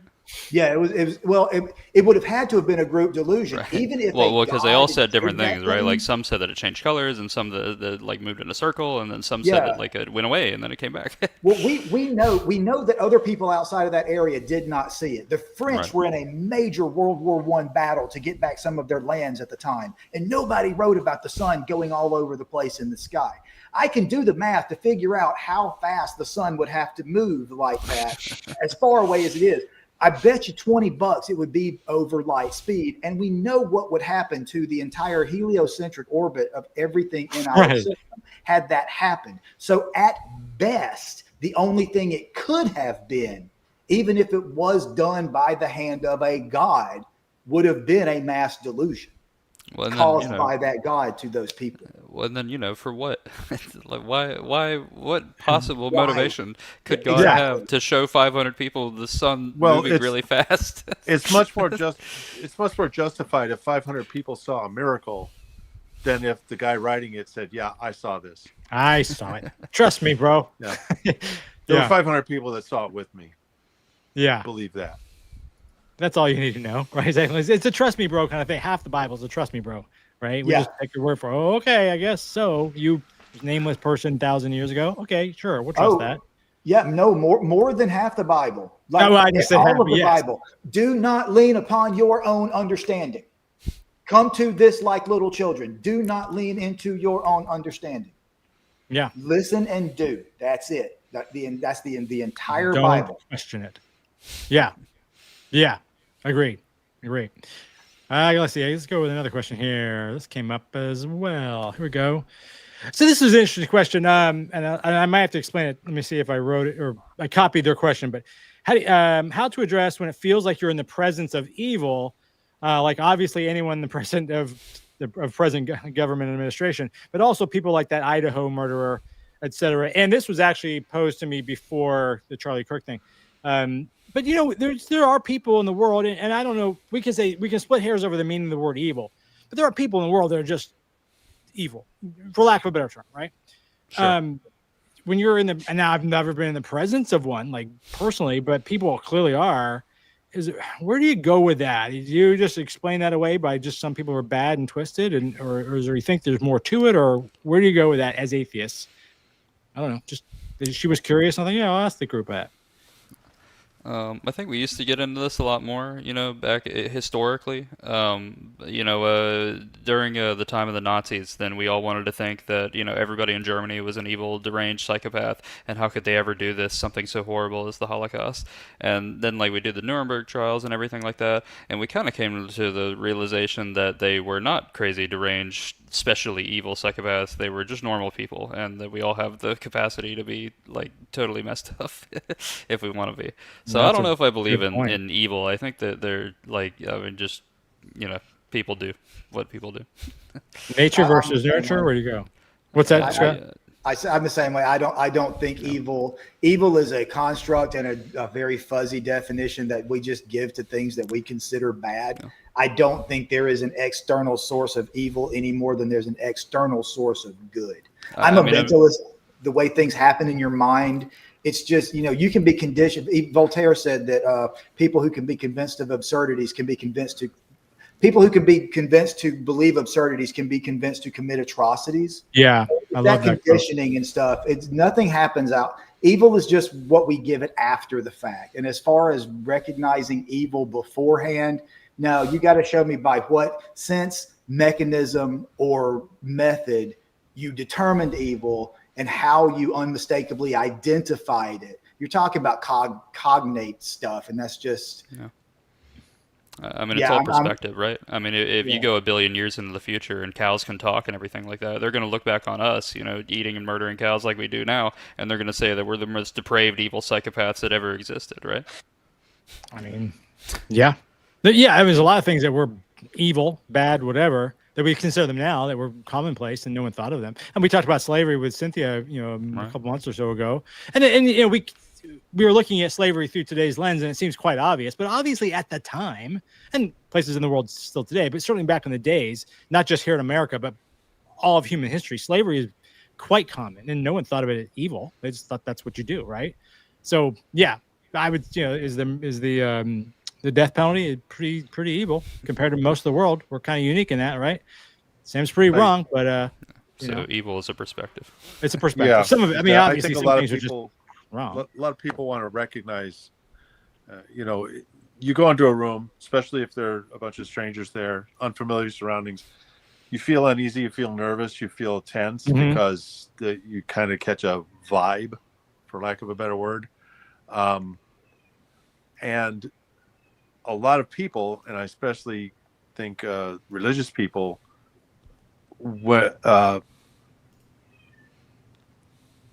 experience this and go, oh well, that person rubs me the wrong way, and oh, he said something against Jesus or whatever. I heard him, or I saw him online say something, and so he's just an evil person. So I know as atheists we get this all the time. That and I forwarded Mike a little screenshot earlier this week of an interaction I had where a guy had been on a motorcycle page, had been sitting there with a picture of him leaning against his motorcycle, holding an assault rifle and a Bible, and saying how great they were. And he says, everybody should read the Bible. So I just asked him, I just said, well, this guy's why we can't have nice things like a page just about motorcyclists. And then I also asked him to let me know when he gets to the part in his book where God sends down bears to kill dozens of small children for teasing a bald man. Yeah. His response was simply, "You're a very sick person." Quoting, I said, dude, I was just reading a part of the Bible, so I copied and pasted the actual verses from the book, and he's like, you wanted me to read it. Here's something that's in it. I picked out some good passages, man. And they hate that, because I guess I'm a sick, evil person now. Well, yeah. Well, it's funny to tie it back, and I'm not going to go back into it too deeply, but at the very beginning of this conversation, we're talking about Charlie Kirk. We've seen a lot of people getting in trouble lately online, this, that, and the other, for quoting Charlie Kirk. I'm not saying these words. I'm quoting someone else. And you're saying I'm the bad guy, should be fired or canceled or whatever for quoting someone else. I make that make sense, right? I did want to put this up, but not the Fox News host that said homeless people should be put to death. Yeah. He came out with an apology. What was involuntarily poisoned? Involuntary. Let's just kill them. That was the words that came out of his mouth. Brian, kill me. An MSNBC guy got fired because he called Charlie Kirk divisive. Yeah. But I saw the video many times now with Brian Kilmeade, who's been a long time Fox. He's on the Fox and Friends. I guess they still call it Fox and Friends, or the Fox Morning Zoo, or whatever the hell they call it in the morning. But he said that they were talking about homeless, and the other guy on the panel was saying that you should lock them up if they don't accept whatever help you're trying to give them. We should lock them up, which sounds outrageous. I thought, oh, well, that's pretty damn outrageous. And then he comes up with, or put them to death. And I wish I could remember exactly a quote. And MJ, if you can find it, it's from Brian Kilmeade this week, where he said, was it lethal? I forget what he said, but he said, put them to death, essentially. Because they're voluntarily something them, right. Just killed them. It was like, are you kidding me? You just said this out loud? I mean, and he's come out and apparently had an apology, but I can't, an apology. You just said, put homeless people to death. What? Going back to Rhett's point, is this the least of your brethren? That quote's going to come up in your Nuremberg trial someday, bro. What is wrong with you? I mean, homelessness is a death penalty crime now. Mm-hmm. Right. That's insane to me. I could not believe. I was like, when I read it, I'm like, well, obviously they didn't say that. Someone's taking this too far. Nope, that's exactly what he said. I mean, it was very insane. matter of factly too. Very matter, and just kind of threw it out there, like, it was just a thing. Yeah, Well, they were going into another segment. And the other two hosts just kind of went along. They didn't really go with it, like in condoning it. They just kind of moved on to the next whatever. They didn't challenge it either. No, they didn't challenge it. They were just God employs killing everyone as a solution to many problems. Absolutely. So I mean, it makes sense Every that problem. if you're a big Bible reader, that if you had a problem, kill them all. That's true. That's got to be within your top couple, right? Send Joshua in there. Joshua's an unrelenting killing machine. He'll take care of it. He's a Terminator. Yeah. Dash him against the rocks. Apparently, a rainbow keeps him from drowning everyone again. I'm not really sure how. I'm not sure how that's a restriction, but whatever. I do want to hit Fadogar. I don't know how you say it, man. Sorry. This person, dude, you stumbled into the wrong podcast here. Just started watching the stream. Sounds pretty leftist to me. Strange. Atheists should be rational. Okay. All right, man. I don't know what rational part that you didn't think you were doing. I don't know what sounds leftist means. What is that exactly? Well, anything that's not righteous, I guess. Well, it was that part that we were like, oh, isn't it weird to say that we want to kill people? Yeah, that was the part that sounded very leftist. Like when you guys were sticking against killing homeless people, I thought that was too far. Yeah. Yeah, I don't know, man. I don't know. It was like, to be fair, there was a couple of comments back, and we've moved on. But I just thought it was interesting. Like, you went into an atheist. The thing is called Atheistville. I don't know where you thought we were going to be. He's just responded. He said it was the part about Charlie Kirk and Trump. Oh. I mean, Charlie Kirk is like a Christian nationalist. Yeah, atheists are going to disagree with him mostly. Yeah, I'm pretty sure we're not on his side. If you missed the early part of the conversation, this will be up later. You can go back and watch the beginning where we talked about it in depth. So, but I do appreciate you, Fadogar91, for joining in. I do think it was irrational of Mike to admit that he likes Taylor Swift music. So that's pretty irrational. That might have been it. That's you Swiftie, you. I am a closet Swiftie. Not even closeted. I like Swifties. I like their music. I like her music. I mean, I do. Again, she's a pop star. I like Madonna, and I like Motley Crue, and I like, Metallica. I like a lot of music, but I take pop music for what it is. It's pop music. It's usually always good.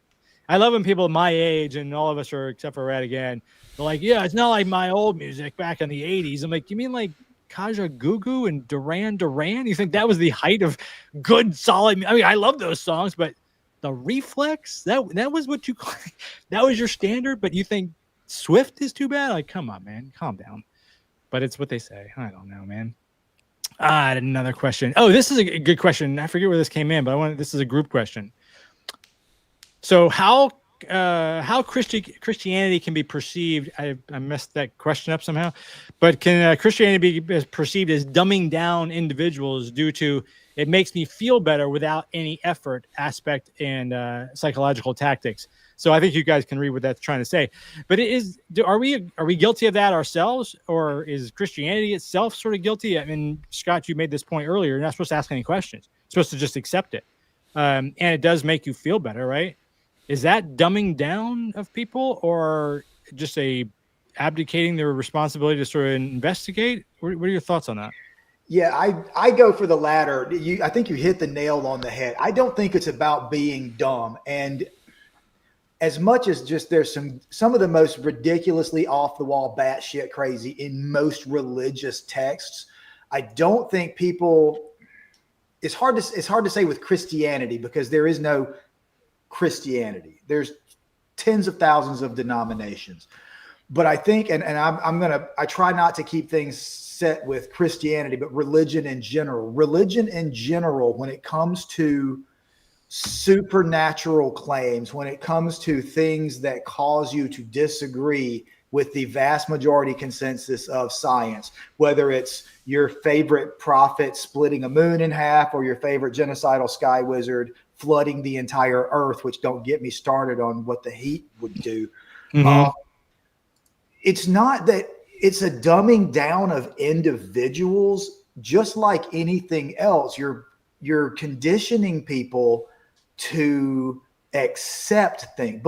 You don't choose your beliefs. You choose what things you accept as what things you are conditioned to accept as fact. And those things that you have been conditioned with come together to form the basis of your beliefs. So when you're conditioned so much, especially from a young age, to believe things, and you become new earthers, flat earthers, anti-evolutionists, which is just a weird word. It's not that you're dumbed down. It's that you've been conditioned so hard that the cognitive dissonance of trying to be able to accept other things is just not worth the new things. And you've like so many times told that someone else was wrong. It's not that you're too dumb to understand it. You've been conditioned to reject it outright. Yeah. Like most people say, I can't believe in evolution because who else created the world? That's two different things. And I just really want to call that person a dumbass. But in that word dumbass, I mean, you've been conditioned, your ass has been conditioned to believe really dumb things by other people. And, you know, I don't want to say that it's a dumbing down of individuals, but the vast majority of it is about feeling better, about seeing grandma and grandpa after death. Yeah. You know, you pick your own version of whatever religion based on what fits you. You know, if you are in the Methodist Church, United Methodist Church, and you don't like queer people and you don't want women preaching to you, then you split off and you form your own church. Or if you don't like the Pope, then you become a Southern Baptist and just bitch about not being able to drink anymore. So, you know, it's because you kind of choose all of that, but it's what makes you feel the best, because it's not about truth. There's no truth value to any of the differences between them all. So it's about conditioning. It's not about being dumb. It's about being conditioned. And I actually feel bad, especially for people who can't step away. Like one of the comments earlier, it was just such a stupid comment. The comment in of itself didn't even make sense. And it's not that person is dumb. It's that they have been conditioned to just say stupid shit. Yeah. The shit they say that they've been conditioned to say has just been so stupid that it's hard. You can't meet here and figure out which way to go when somebody's stuff is over here and you have to pull them. Just to get them back to the middle. Yeah. Just to get to the starting point. Yeah. So that's me. Yeah. I don't think it's a dumbing down of the individuals. I think it's conditioning and indoctrination of the masses. Rhett, Larry, any thoughts on that? Sure, I'll bite into that. I'll say something first, and then I'll go off to another thing that I have in my mind. Sure. So the Bible opens up with a lot of really easy answers to really complicated questions. Genesis is all about very easy, very simple answers to things that are like crazy in science, right? You know, where did the first man come from? How was the earth formed? Where are all the animals, the ocean, et cetera, et cetera, et cetera. So already I think it starts off on the wrong foot. And then overall, church as an institution has sort of positioned itself on the opposite side of science. So for some reason, they're now trapped in this battle where it's church versus science, which is a crazy position to be in, because I feel like you would always lose. So I feel like just by virtue of those two things, then yeah, it does kind of dumb people down, because they don't believe in science and they have all these other crazy answers. Opposite that, other thing, I whenever I look at like answers in Genesis and like people like Kent Hovind and stuff like that, I almost think that it's like way harder to be a Christian, because they like take some of the science and then they like make up all these insane arguments to fight against it. You almost have to know more science to I don't know, they're putting in a crazy amount of brain power to like form these crazy arguments around it. I feel like that would be way harder. You know, on our side, we crack open the textbook, we go on Wikipedia, and we look up like, how does photosynthesis work? Oh, that's how. But like for them, they're like, okay, this is the facts, and this is what the Bible says. How do I? Now we got to do some work. Right. The God of the Gaps takes a lot of effort. Like, you just look the actual science up. Yeah, I actually I think I've got something coming out this Wednesday on the God of the Gaps, but it goes to what you guys are both saying. You know, that there's a lot of reasons to go into that, and you get to these things, what we call the God of the gaps, where you don't know an answer, so you just fill in something in the middle, but then you're stuck with it, right? You're absolutely stuck. I used to have I think I've said this on here before. I used to have a physical therapist that was a young Earth creationist, right? And, he believed the Earth was 6,000 years old. It was fascinating because it was a really interesting conversation with him to understand how his mind worked. But I quickly realized that, there's like dozens of different ways that science uses to date things, from trees to rocks to, bodies or whatever, right? He couldn't accept any of these, because any of them that would prove longer than 6,000 has to be wrong, because then the whole thing falls apart. It's like a house of cards, right? So he had to come up with science, and it was always this quasi-science. And I'm like, dude, I don't have that level of science knowledge, so I can't even compete against your quasi-science.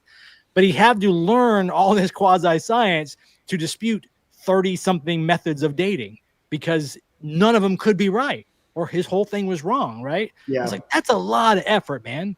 Why can't you just accept that the Earth is millions or billions of years old, and the dinosaurs were millions of years old, and we're 100,000 years old, or whatever, the humans are walking? Why can't you just accept that?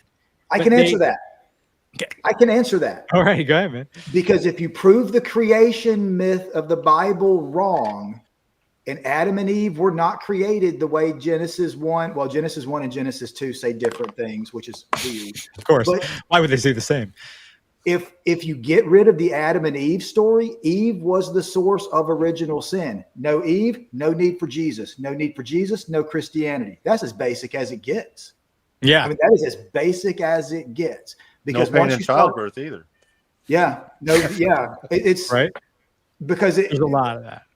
Basic science undermines the basics of, and again, just going to Christianity, most other religions are all the same. Science has gotten us beyond that. But that's specifically the question you asked. Why can't you believe in the old Earth? Why can't you believe in the theory of evolution? Is because it undermines the absolute core principles. If you were to get rid of this aspect of Christianity, Christianity would be nothing but a myth. Yeah. Yeah, I always pose that question to Christians whenever I see them. They have Christians that are like on the campus and all that would go up to people and try to convert them and all that. And the question I always pose to them is, are you upset at God for making your job so hard? I mean, if God's real, why did he put so many things in here that completely counteract his book that he wrote? It's got to be exhausting, right? I think Mike's anecdote about his physical therapist, once again, I know I mentioned it the last roundtable, compartmentalization. It's very prevalent. Here's a guy who obviously got a scientific education to become a physical therapist, and yet believes in literal creation 6,000 years ago. Yeah. So they can accept this part, but can't accept that part. And I know there's a huge amount of religious people, Christians especially, who, until you have an answer for everything, then you have an answer. Then you don't have any answers for anything. Yes. So you can disprove creationism. You can disprove the flatness of the earth. You can disprove thing after thing. But until you've answered all of it, every possible question. Yes. Yeah. In fact, what I said, I think it's coming out this Wednesday. I've already recorded it. It's just it's scheduled on the channel here in Atheistville. But that God of the gaps, and that was sort of the gist of where I was going with that, is that throughout human history, God has been responsible for a lot of things up until science proved otherwise, right? And then the example I used in there was lightning. Lightning was the wrath of God until some guy flies a kite and realizes, oh, electricity, and then it became not divine anymore. It's just a natural occurrence. Epilepsy was demons, until we start to realize, no, that's just is a problem inside your mind. In terms of, you got some chemical imbalances and neurology issues. And every time there's an issue that science answers, religion is in retreat, right? And it keeps going backwards and backwards and backwards. And now we're down to, a small amount of things relative to what was 2,000 or 5,000, whatever many years ago when God explained everything. Now we're down, like what Larry was saying, we're down into some of the big ones that science can't prove yet, but it's coming. These things are coming, and and they're holding their ground on the where's the Big Bang? You know, where did life start? We don't know, man. I don't know yet. Someone might someday, but you're running out of things because again, religion is in retreat when it comes to science. Science keeps moving forward over and over and over again. I'm gonna challenge you on that. Please do. Because the cosmologist who developed what later became known as the Big Bang Theory was Georges Lemaitre, I think was his name. He was a Catholic clergyman. He was a cosmologist and a member of the Catholic clergy. The current head of the Human Genome Project is an evangelical Christian. So there's been smatterings in there.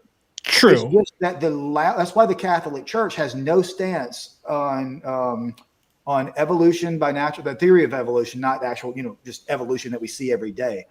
They have no negative stances against evolution. They have no negative stances about abiogenesis, and they have a positive stance about Big Bang cosmology because they learned 400 years ago when they put Galileo Galilei in house arrest for daring to say that the sun does not go around the earth. Right. They apologized for in the late 20th century.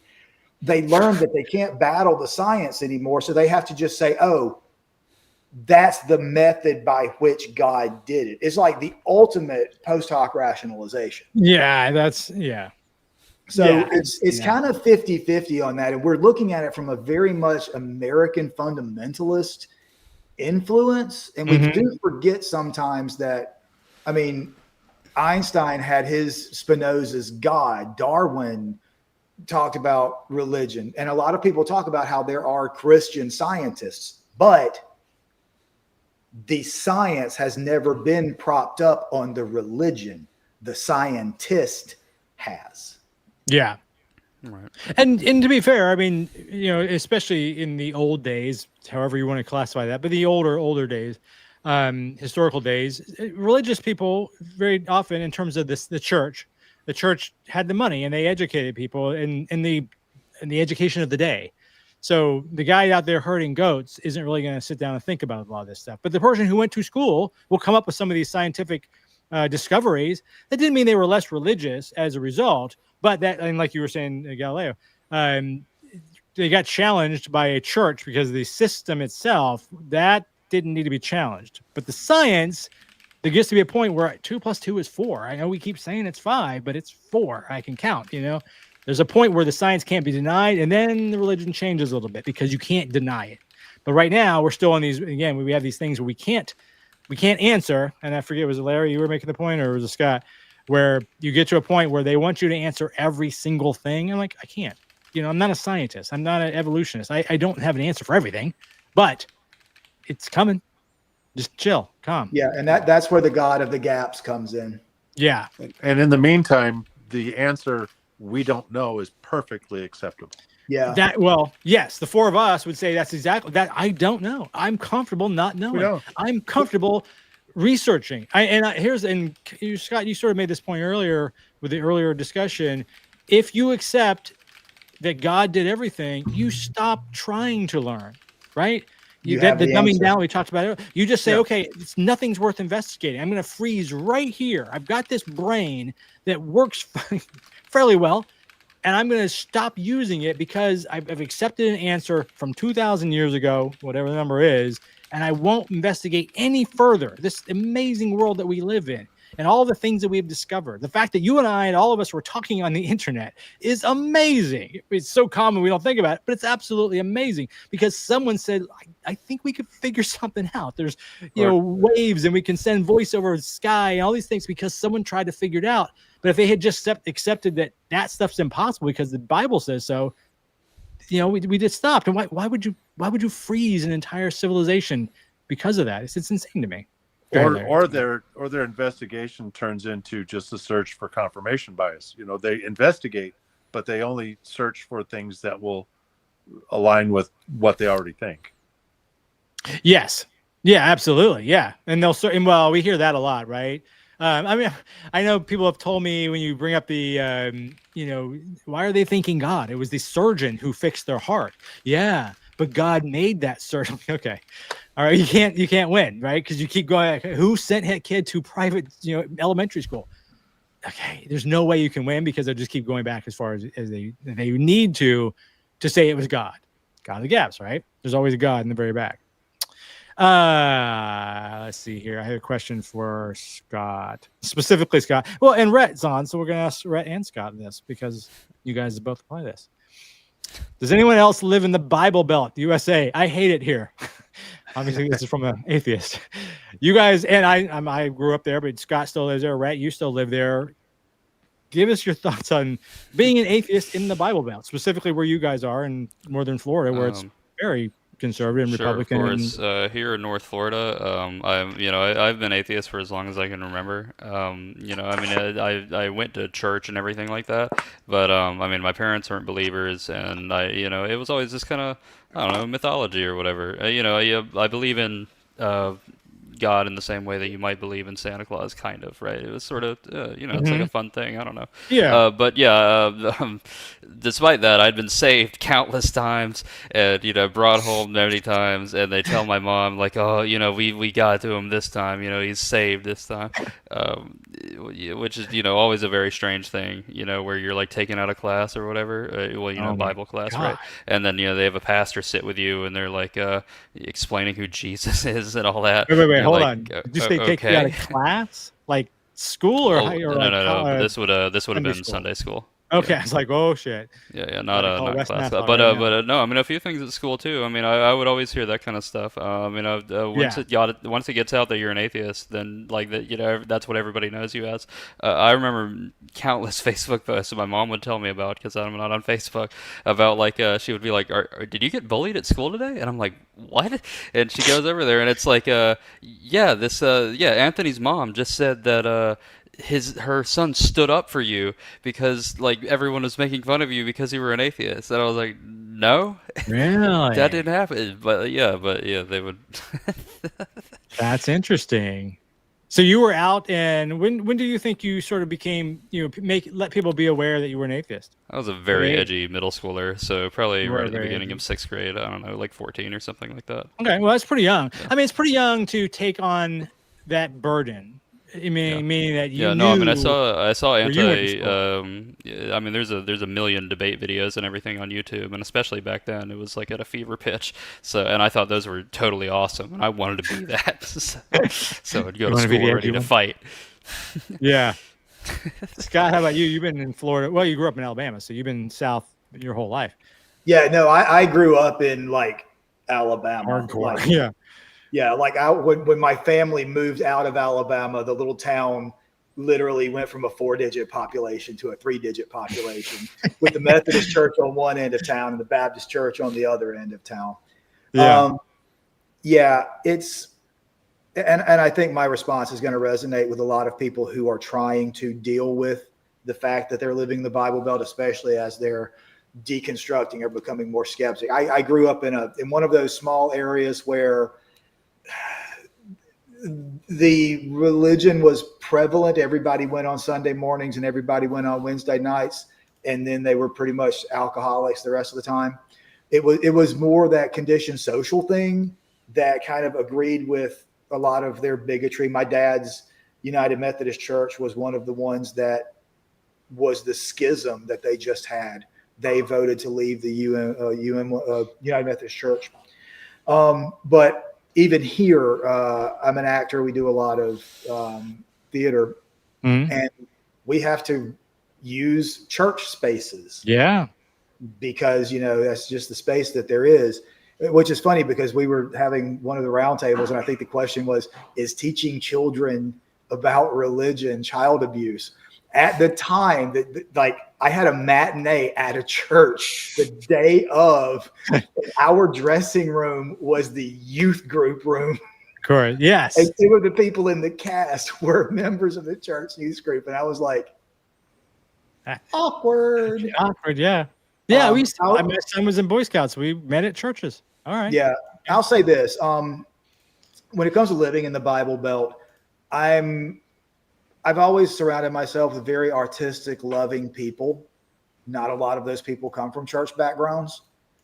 And I tend to hang with people who more, I don't want to say agree with things I agree with, but have what I think is the level of empathy that I do and care, genuine care for other people. And I think because those are the types of people that I kind of gravitate towards, it naturally gravitates me away from people who attend church regularly and things like that.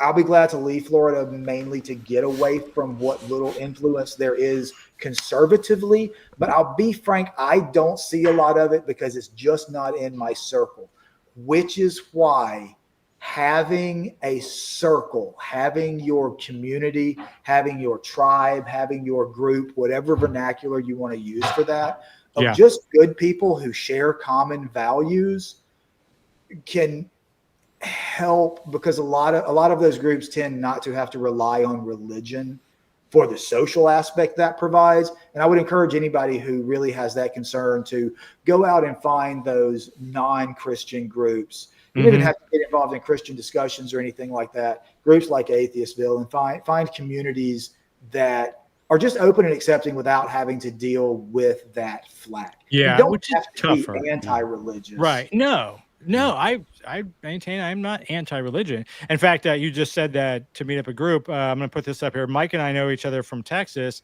He says, I live in Texas, but I have several atheist friends here. I met Mike for that same reason. My wife and I started going to a, what was it called? Drinking liberally, because we knew we were in Texas and we were in a suburb of Dallas. Like, we know we're behind enemy lines, but we got to find a tribe. So we looked up, MJ is great at finding these things. She found a group of liberals. I'm like, all right, I don't know if they're atheists, but because it is Texas after all, they may not be, but they're liberals. And we know we're going to have some overlap there. And so that's how I met Mike and a lot of people. And it gave us somebody to hang out with and a group to meet up with occasionally and just feel like, okay, I'm not the only one here in the entire state of Texas. And it's just like you were saying there in Florida. Same thing. As I was younger, I had to find my own, and you and I were both actors. As I started finding acting groups and, like you say, groups of people that were other actors, that became my tribe of people that I knew. And all the people are gravitated towards theater. And you said artistic people. It's a different crowd. They have a different mindset a lot of times. But finding that, way better than if I had been sitting at home isolated and not finding it. And same thing, this Atheistville is a absolute reaction of when MJ and I moved to Chicago, where we live now. Again, we moved here, we didn't know anybody. Right. So we started looking for groups just so we'd find someone to hang out with. I mean, it could have been a bowling league or anything. I mean, we didn't care, just find people. And we happened to run across an atheist group. And we're like, okay, let's try that. And that was 10 years ago. And I've mentioned this. Larry and I went to the very first in-person meeting 10 years ago. So Larry and I have known each other for 10 years because of that group. And it gave us people that are like-minded. So we don't have to worry about when we say something or someone says, what are you doing Sunday morning? Where are you going to church? Like, I'm not going to church. I'm an atheist and have to deal with all that. Nobody in my group, they all know I'm not going to church Sunday because neither are they. You know what I mean? No one's worried about coming to this because they're not going to Sunday morning or Sunday evening service for some bizarre reason, like twice as too much, you know? So yeah, but finding the group I think is super important. That's why we do in-person meetups. Brian, he just said, Brian Bueno. That's how we met. That's how I met Brian. And it's why I have one of Brian's wonderful paintings hanging on my living room right now. Met him in the same group. He's a fantastic guy and a fantastic artist. So look him up. I don't know if Brian, you have a website, but throw it up there. I'll put it up. But Brian's a fantastic artist. But we met again, probably 10 years ago by going to that. So I 100% agree with you on that. I think this is one of the things that's scaring the religious is that now that we have the internet, we have a way to connect with people who are living differently or living previously they would have had to hide it just in their own head. Yes. So that they didn't get scorned. Mm-hmm. And now that we have the internet, we can come out. We can have little groups and stuff. Yeah. And not, like you said, not be afraid to that you're going to say something that's going to offend somebody. Yeah. And that actually that piggybacks on something that was said earlier. You know how you got open and introduced to that stuff in our generation? Mm-hmm. went to college where your parents weren't there telling you what to think, yes, and got to make up your own decisions around people who had other differing opinions and got to think for yourself. Mm-hmm. I'm sorry. Indoctrinated, I meant, Yeah, totally. Radicalized. Got radicalized. But no, I totally agree with that, Larry. Yeah. And I think it's just a new version of the kids getting radicalized on campus as all these left-wing, anti-theism or atheism, whichever one it is. You get a chance to meet, especially in college is a good example. And I know why they're doing what they say when they say it's radicalized, this, that, and the other. But the reality is, too, a lot of kids go off to college, like out of their bubble. And all of a sudden, I'm sitting right next to Hamad here, and he seems perfectly normal. He's not trying to kill me at all, like I've been told. Or, that girl is dating that girl, and they seem lovely. I mean, it's not at all what I thought life was supposed to be outside of my tiny-ass little Christian little village that I grew up in, because you're exposed to outside world. That's important. You learn things just from the book learning, as they say, but you also learn life is vastly different than you grew up, no matter where you grew up, unless you grew up in Chicago, New York City, where you're surrounded by so many different types of people. But most people live in smaller towns, even small cities. Everybody's kind of the same. You have to get out of that to realize, it's way different the further away you get from your hometown, which is why I'm a big proponent of move away from your hometown. Rhett, talking to you. Graduate college, move away. Move away. To a place where it's totally different, because you may move back. His grandmother, my mom, she moved back, but it was 17 years later, but at least she saw what it was like 1,000 miles from where she grew up. You know what I mean? May not love it, but at least you'll know it's there, Yeah. It's insane. I think that conservatives paint an unbelievably bleak picture of what college is supposed to be like. I feel like college, if there's anywhere to go, I feel like it should be very challenging. You should meet a lot of new crazy stuff. Whenever they talk about we need to get rid of the leftist ideology, they shouldn't be learning about the trans stuff. Where else are you supposed to learn about that stuff? Church.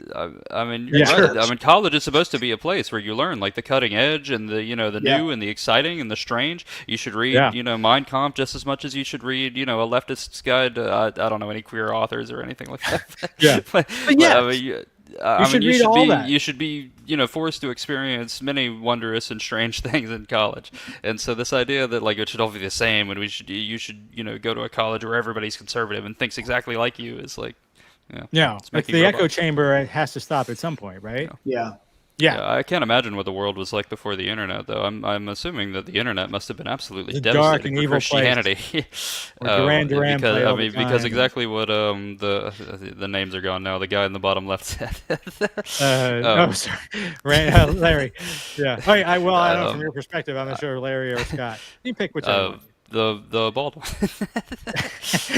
But the internet, it allows you to, go and meet people and, experience communities that you never would have been able to. Here in Florida, whenever I took a bunch of my advanced placement tests, they were in a church because that was a big building where you could go and do stuff. One of our events for graduation was in a church because the church was the largest building in town. So I could see, they say the under God and the Pledge of Allegiance every day. If I didn't have the internet to go see what other people thought, then everyone around me is Christian. Everything we do is, in the context of the church. The church is the biggest thing in town. I wouldn't know a world beyond that, right? Yeah, but you wouldn't. Yeah, and your town is small, even though you're adjacent to a larger, what I would now, having not lived there in a while and living in Chicago, you live in a small town next to a small city. Versus a large city like I live in LA we have or a McDonald's, a Burger King, and a church. And I remember your town had a McDonald's, and that was it. It was a Burger King. Yeah. Actually, a few years ago, we lost the Burger King, so now it's just... Oh, man. So you're going backwards. In fact, another family member of ours lived there in the town you do, Rhett, when I was growing up. So this is when I was a teenager in the 80s. And we had a Kmart. This is how long ago it was, which is an old store. You don't have to remember. We had a Kmart in Jacksonville, and this person mentioned one time that we lived near downtown. I was like, no, downtown Jacksonville is like 5, 6, 10 miles away. But compared to where he lived in your town, Kmart was a big deal. Because we had a Burger King and a Kmart and a Taco Bell and everything else in the same area. He had one McDonald's. and 15 churches. So That was a huge shock to me whenever I moved to Orange Park. Orange Park is a lot closer to Jacksonville. But I mean, this was before COVID. You could go to Walmart whenever you wanted. There were like, a million different fast food places. The mall was right there. The theater was right there. And like, it was like, thinking back to Callahan, like you would have to drive like 40 minutes to go to the nearest Walmart. I mean, you couldn't do anything, right? Now, like, you can have anything anywhere all the time. And Orange Park is not a gigantic city. It's not Orlando or anything like that. It's just like a little, it's like the tiniest slice of metropolitan whatever. It's true. All right, 2 more questions, then we're going to wrap up, because this is going to tie back to something I mentioned earlier. I think, Scott, you may have mentioned this. And I have a video for this as well, because I didn't realize this. Why do you think empathy has become the enemy of Christianity? Which sounds insane on its surface, but you'll see here where this is coming up from. 1990s, it was all about empathy and sympathy. I can't stand the word empathy, actually. I think empathy is a made-up New Age term that does a lot of damage. Empathy almost needs to be struck from the Christian vocabulary. It does. Empathy is dangerous. Empathy is toxic. Empathy will align you with hell. And this will be controversial. Women are especially vulnerable to this. Absolutely. I think that the cult of empathy, it looks like Christianity, but really what it is, it's a bunch of cowards. She's calling on me and you to be empathetic. The culture's current appeal for empathy is misguided and it's dangerous because it's rooted in emotion without logic. So, where's that one? So that was bizarre. I did not know that empathy was such a big deal until literally this all came up this week. I saw something about Charlie Kirk saying something about empathy or against empathy. I didn't know that was a thing, and I just kind of started rabbit holing. I'm like, oh my God, this is a bigger. I mean, I don't know, Rhett, have you experienced this? Is this something new? Those guys were all this is a relatively new quirk of the online Christian nationalists, right? Well, I think it also, and I'm sure if Annette was here, she would bring up the misogyny and the fact that as we're all guys, empathetic, it's viewed as weak by the hyper masculine. Well, there you go. I mean, these views have always been kind of held by them, but now they're like finding the words for it, and the new word that they've chosen to attack is empathy. You might be right too, Larry, with this sort of the bro culture of everything has to be hyper masculine. Is empathetic, being empathetic, is that looked at as weak and therefore feminine and blah, blah, blah, blah. All that goes. Yeah, it's viewed as a feminine trait. I mean, the guy in the clip even brought up how women are, more susceptible to being empathetic. Yeah. That's why I like women. And empathy is, I don't know, it seems to me empathy is a lot about having to care about people who cause you no harm by their existence, like LGBTQ people. Mm-hmm. I'm not one. I don't really have anyone in my life that is. But I'm empathetic to their situation, and I can feel when they're being wronged. And that's empathy, is caring about others, even though they don't, their existence does not harm me in any way. Yeah. I lose nothing if 2 men want to marry. I lose nothing. Why would I care so much about them being married? Because it doesn't hurt me in any way. And never will. Never will. It won't even. It does hurt. It hurts off their onto idea. Nothing. It hurts their idea of God. Yeah. Yeah. It's odd. I didn't know that was a thing. As this is the interesting part about this channel is like you learn things, like not necessarily that's a good thing to learn. I didn't know there was more craziness out there, but that one caught me off guard. Didn't know that one. I think it's probably a part of this otherizing that they're trying to do to the left. I mean, it feels like every year, the left in the eyes of the right gets more and more evil and more deranged, and so it justifies a greater and greater response to the perception of whatever they are, right? Yeah. So this is probably just more of that, basically. We can't even empathize with them; they're so evil and leftist. Well, and then you look at all the other things that, especially with both of Trump's terms so far, the projection of everything the projection they put out, when they're projecting how evil or how terrible we are, and leftists are this and atheists are that, and it turns out that, well, because that's what we're doing. Mm-hmm. We are accusing you of doing something that we're actually doing, and it happens over and over and over again. It's projection. Yeah. The question specifically was about Christianity and empathy. Yeah. And I'm going to take you to church. Christianity is diametrically opposed to empathy. If you look back all the way from the Old Testament, I don't remember which genocide it was. God ordered somebody to genocide a whole group of people, and they left some of the kids and stuff. And God said, because they felt bad for them, and God was like, I told you to kill everyone. When Abraham raped and impregnated his slave and she ran away, God specifically told her to go back to her abuser.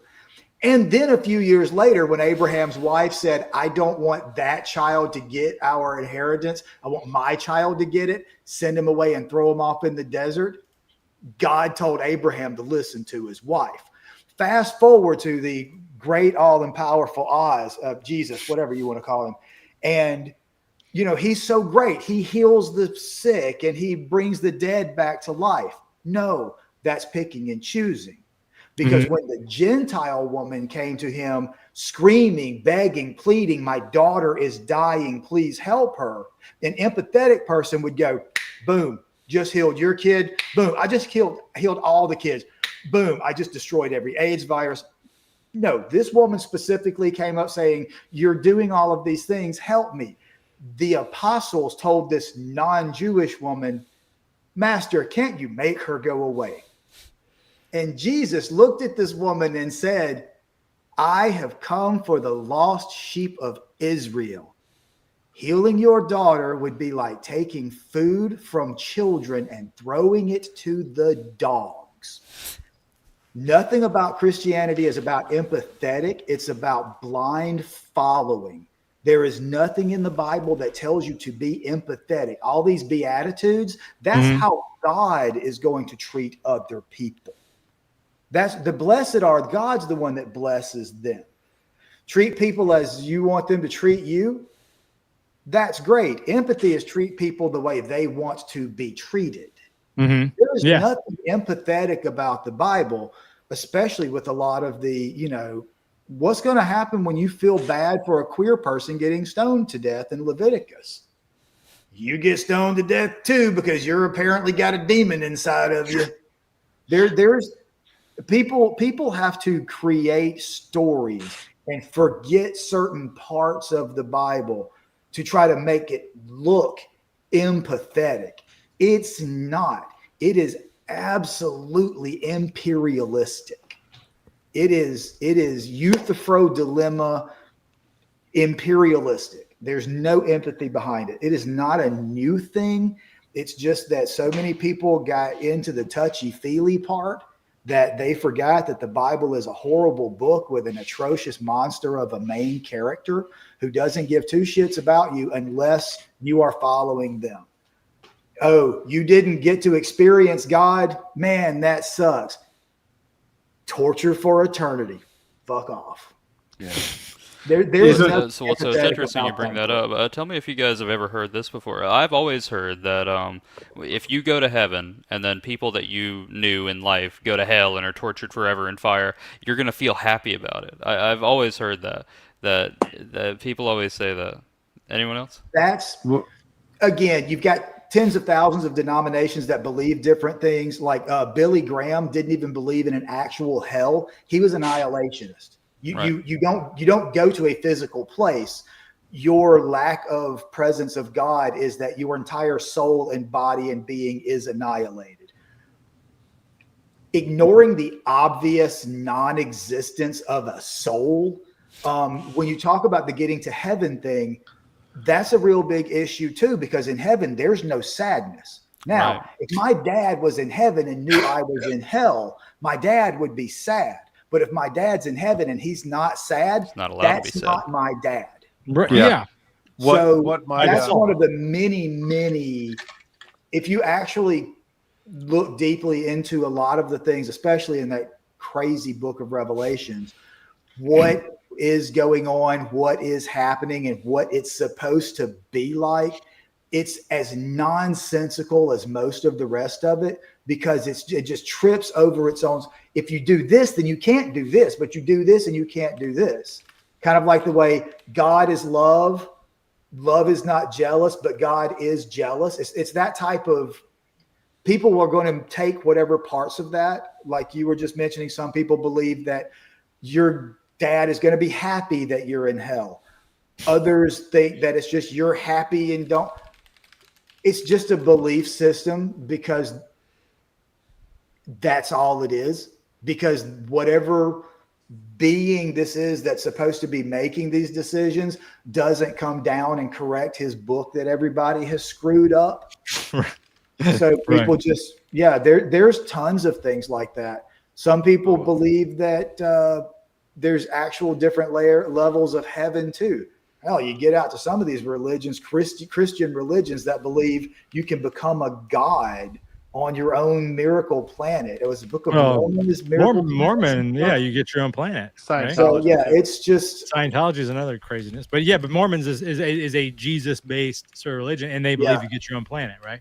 I need to get a Mormon around here to really know, because a little bit that I know, but what my mom told me about her going to heaven, and she was asked, I asked her, if you're in heaven and I'm not in heaven, and say I go to hell or wherever, won't you be sad? Won't you miss me? She says, oh no, I won't know you. Right. I'll be in heaven. For not knowing. Yeah. And when I'm in heaven, it's just about glorifying Jesus and stuff, I guess. Yeah. 24 hours a day. That sounds fun. Yeah, I'm gonna let you deal with that, Scott. GNX is going to put a link in the notes afterwards where he exposes your lies. You've touched a nerve, Scott. What was my lie? I don't know. Was my lie that Charlie Kirk did not refer to the Leviticus verse that God said homosexuals should be killed? Charlie Kirk did not call that, quote, God's perfect law on, what's the whole thing? God's perfect law on sexual. God's perfect law on sexuality. That's what he said about. I love this response. What studies have you done into hermeneutics? The Bible is so perfect, and you read it and you understand it so easily that you need to go to seminary school to understand it. I don't know. You need to go to a 4-year university to fully appreciate it. Fully understand what the goat herders wrote down. Learn the apologetics. Yeah. If you rip that out of context, busted, Scott. You'll be crying in your beer. I don't know what kind of context somebody can say, hey, remember that verse about listen, Scott, you better watch out. North Carolina State basketball player Scott Wood destroyed you on this, apparently.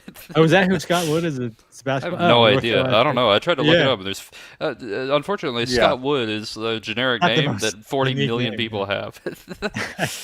They can't have the name Smithgall. It'd be unique. All right. I'm going to do one last. We're going to end up on a happy note. Just because why not? I'm going to throw a little quick video in here because I thought this is like a 10-second video, but just we can all give a quick opinion. And I wanted to hear Rhett specifically because he's a little bit more new with this. What do you think is the biggest misconception people have about your beliefs? And then after telling me that misconception, tell me what's like actually real. So I'm going to start with you, Rhett, because you came into this fairly young, but you weren't. I know your family, obviously, you weren't raised at church like even I was and like the other two were. So what are the misconceptions you think either you had as atheist, because you said you kind of went back and forth as a kid, or that people at your school, because you mentioned that earlier, had about atheists that you, like the one thing or the two things that always came up that you would love to dispel? Sure. The biggest thing that people always think about atheism is that it's like an ideology or that it has tenets or something. Like people think of it as like a thing, but it's not. There is no. It's just where you don't believe in God, and then everything beyond that is like some other stuff. It's like a TV channel in the same way that off is like a TV channel, or it's a hobby in the same way that not collecting stamps would be a hobby, right? Yeah, is a hair color like bald is a hair color, right? I mean, I have no hair. Right. So It's people like, always love to attack it from that point of view, that it has that that it's like an organization or a group or it's whatever, but it's not. It's it's just one sentence. You don't believe in God, and then simple as that, right? Simple as that. Yeah. And then the number one thing that people always talk to me about whenever they find out that I'm an atheist is the next question immediately is, well, are you like an emotionless monster? Like you're like a psychopath? You could kill and destroy people and you wouldn't even care? You have no morals? And no that's morals. no, I feel bad when people get hurt, and that doesn't come from a belief or a disbelief in God. Right. And that's not because I have a book that tells me I have to do something right or I go to hell. There's no Would you all agree that empathy is actually the basis of morality? Or at least Yeah, I mean, I can see where you're going with that. We talked about this on the channel before when we talked about morality. I mean, I don't want people to suffer because I have empathy, right? If I didn't have any empathy at all, I mean, hitting with a hammer would not mean anything to me because what do I care, right? Or raping or killing or any of the other things that I don't do. Because I do have empathy. I don't want them to not physically suffer or mentally suffer, right? I mean, so yeah, I think you're onto something with that. Yeah. What about you, Larry? Is there anything else? What came up to you when you tell people you're atheist or have told people you're atheist? Misconceptions. Well, the one you hear I think the most of is, oh, well, you just believe in Satan. You want to worship the devil. That's ridiculous. They love to graft another belief onto you.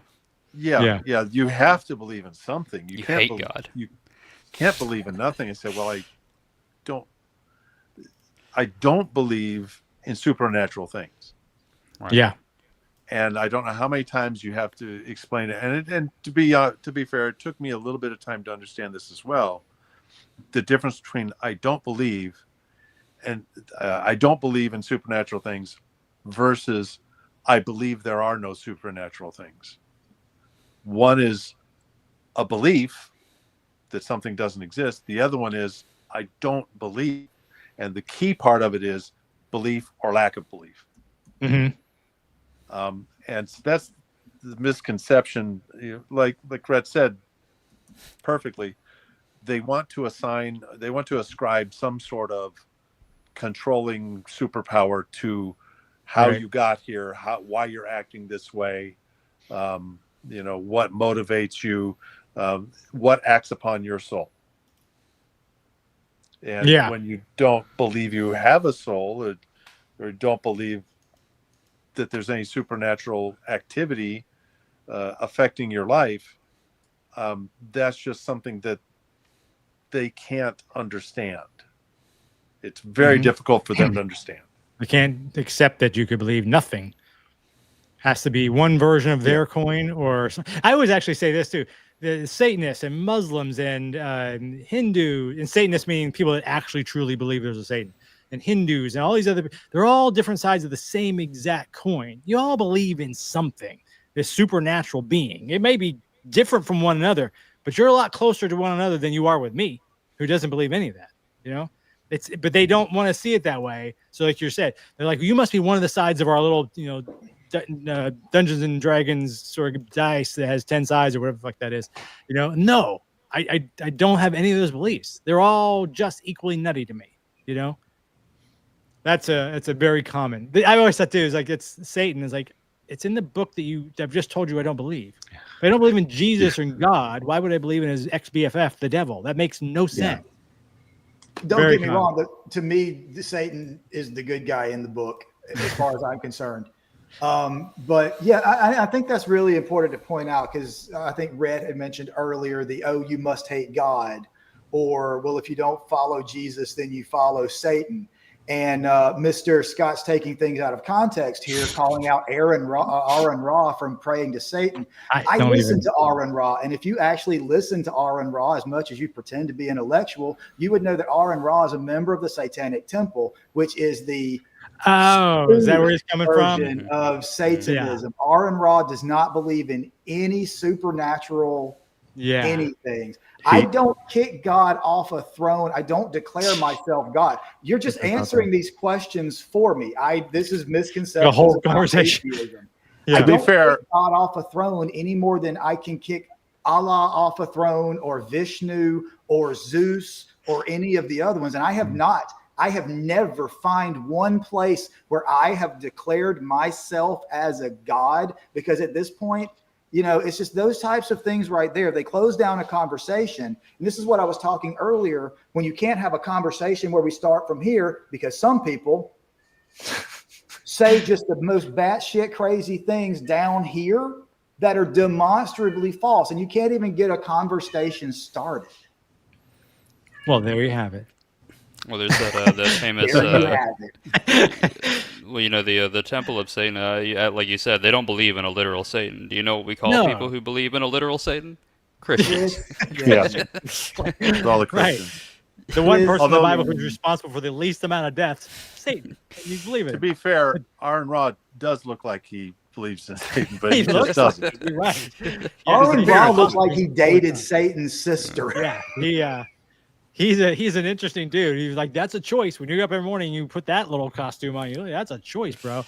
But yes, I was like, when she said, or I said when GNX said that, I was like, I know Aaron Rod. I generally familiar, but like, I don't think he's a Satanist by any means. But I didn't think about Satanic Temple. Not the same thing.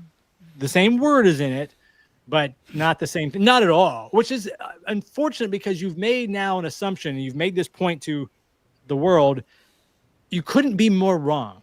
The Satanic Temple is not a Satanist, but you heard the word and you jumped. And we're going to go all the way back to the beginning, where people were jumping to conclusions about this shooter guy. You jump to a conclusion based on no information whatsoever, but you have a lock solid information or conclusion. Same thing with Aaron Ra. You heard the word Satan. You went down this road in your head, because that's not at all what the case is. And you've concluded it, and you've told us, and you've told everybody else, it's false. It's just so false. I will back this up, and this is where, because people aren't having the actual conversations, Aaron Ra did read a satanic prayer at some state assembly thing, but the reason he did it is to show the hypocrisy of the leading religious groups not allowing other religious groups equal time. The same thing happened in Pensacola, or just outside of Pensacola recently, a few years back, where they would allow people to come give invocations, and someone from either the Church of Satan or the Satanic Temple came in, and like people were trying to boo them and stuff like their that. mind. Yes. They stopped all invocations after that, because fair is only fair if it's fair to you. It's not fair if it's fair to other people. And that's what Satanic Temple that's does their a whole lot. shtick, right? Yeah, that's their whole shtick. I mean, they're like an opposition party thing, where they go and they say, So all abortions are actually a satanic right, and we should be able to do them. To say that he worships Satan and prays to Satan, while accusing me of taking things out of context, is just, it's insane. That's the icing on the cake. I have nothing else to add to this entire video. I thought you'd love that. Like, oh, he's gonna love this. And I will let you know if GNX posts anything in the group later, or in terms of comments. Feel free not to. That's why. Like, your day is full enough as it is to go on down this silliness. Oh boy, I'm not GNX. Come on, man. I'm not gonna put that up there. It's ridiculous. People can see it on the screen there. Go read the flood story and then tell me about atheists killing people. Yeah, just stop. Come on. Just stop. But again, GNX, we gave you plenty of platform here. You can't deny that. We had a little fun with you. I hope you don't think we were being too rude to you or mean to you. You got a little nutty there at the end, but whatever. But we did give you a platform. We gave you plenty of space. So that's it. We're going to wrap up for tonight. Thanks, guys. I really do appreciate you jumping on this call. This was fantastic. I always enjoy these because I get to hear so much information and I get to learn something. And I always learn from our audience as well. They always bring things up, things I don't necessarily agree with, but it is interesting. One thing I've always realized as I started coming out as an atheist, these conversations with people like GNX and people have said some crisp earlier, they actually make me better at my job of being an atheist, if you will. Because it gives me, I have to look stuff up sometimes. Like, I don't know what they're talking about. I got to look this up. And then I realize, oh, okay, well, you were talking nonsense. But now I have an argument to come back. So I appreciate these kind of things. For those of you listening or watching at home, make sure you give us a comment. If you enjoyed this, whether you agree with it or not, like and subscribe. I love having you on these conversations. We really do enjoy it. We try to be as respectful as we can, given within the range that you give us to work with. We do these as frequently as we can. We also do mic drops every Wednesday. And occasionally when we have an individual that I want to get their story, we do individual interviews as well. So if that's something you'd be interested in, please let us know. And with that, unless you guys have any parting words, I think we're going to call it a night. Good for you guys? Good for me. All right, you guys stay on. I'll talk to you in a second. Thanks for tuning in. I really hope you enjoyed that. If you have a question for me or any of our guests, make sure you drop a comment. We'd love to hear from you. Hey, and do me a favor, like and subscribe. That really helps us out and helps us bring you more conversations from beyond belief. And in the meantime, take care and remember, reason and compassion go a very long way.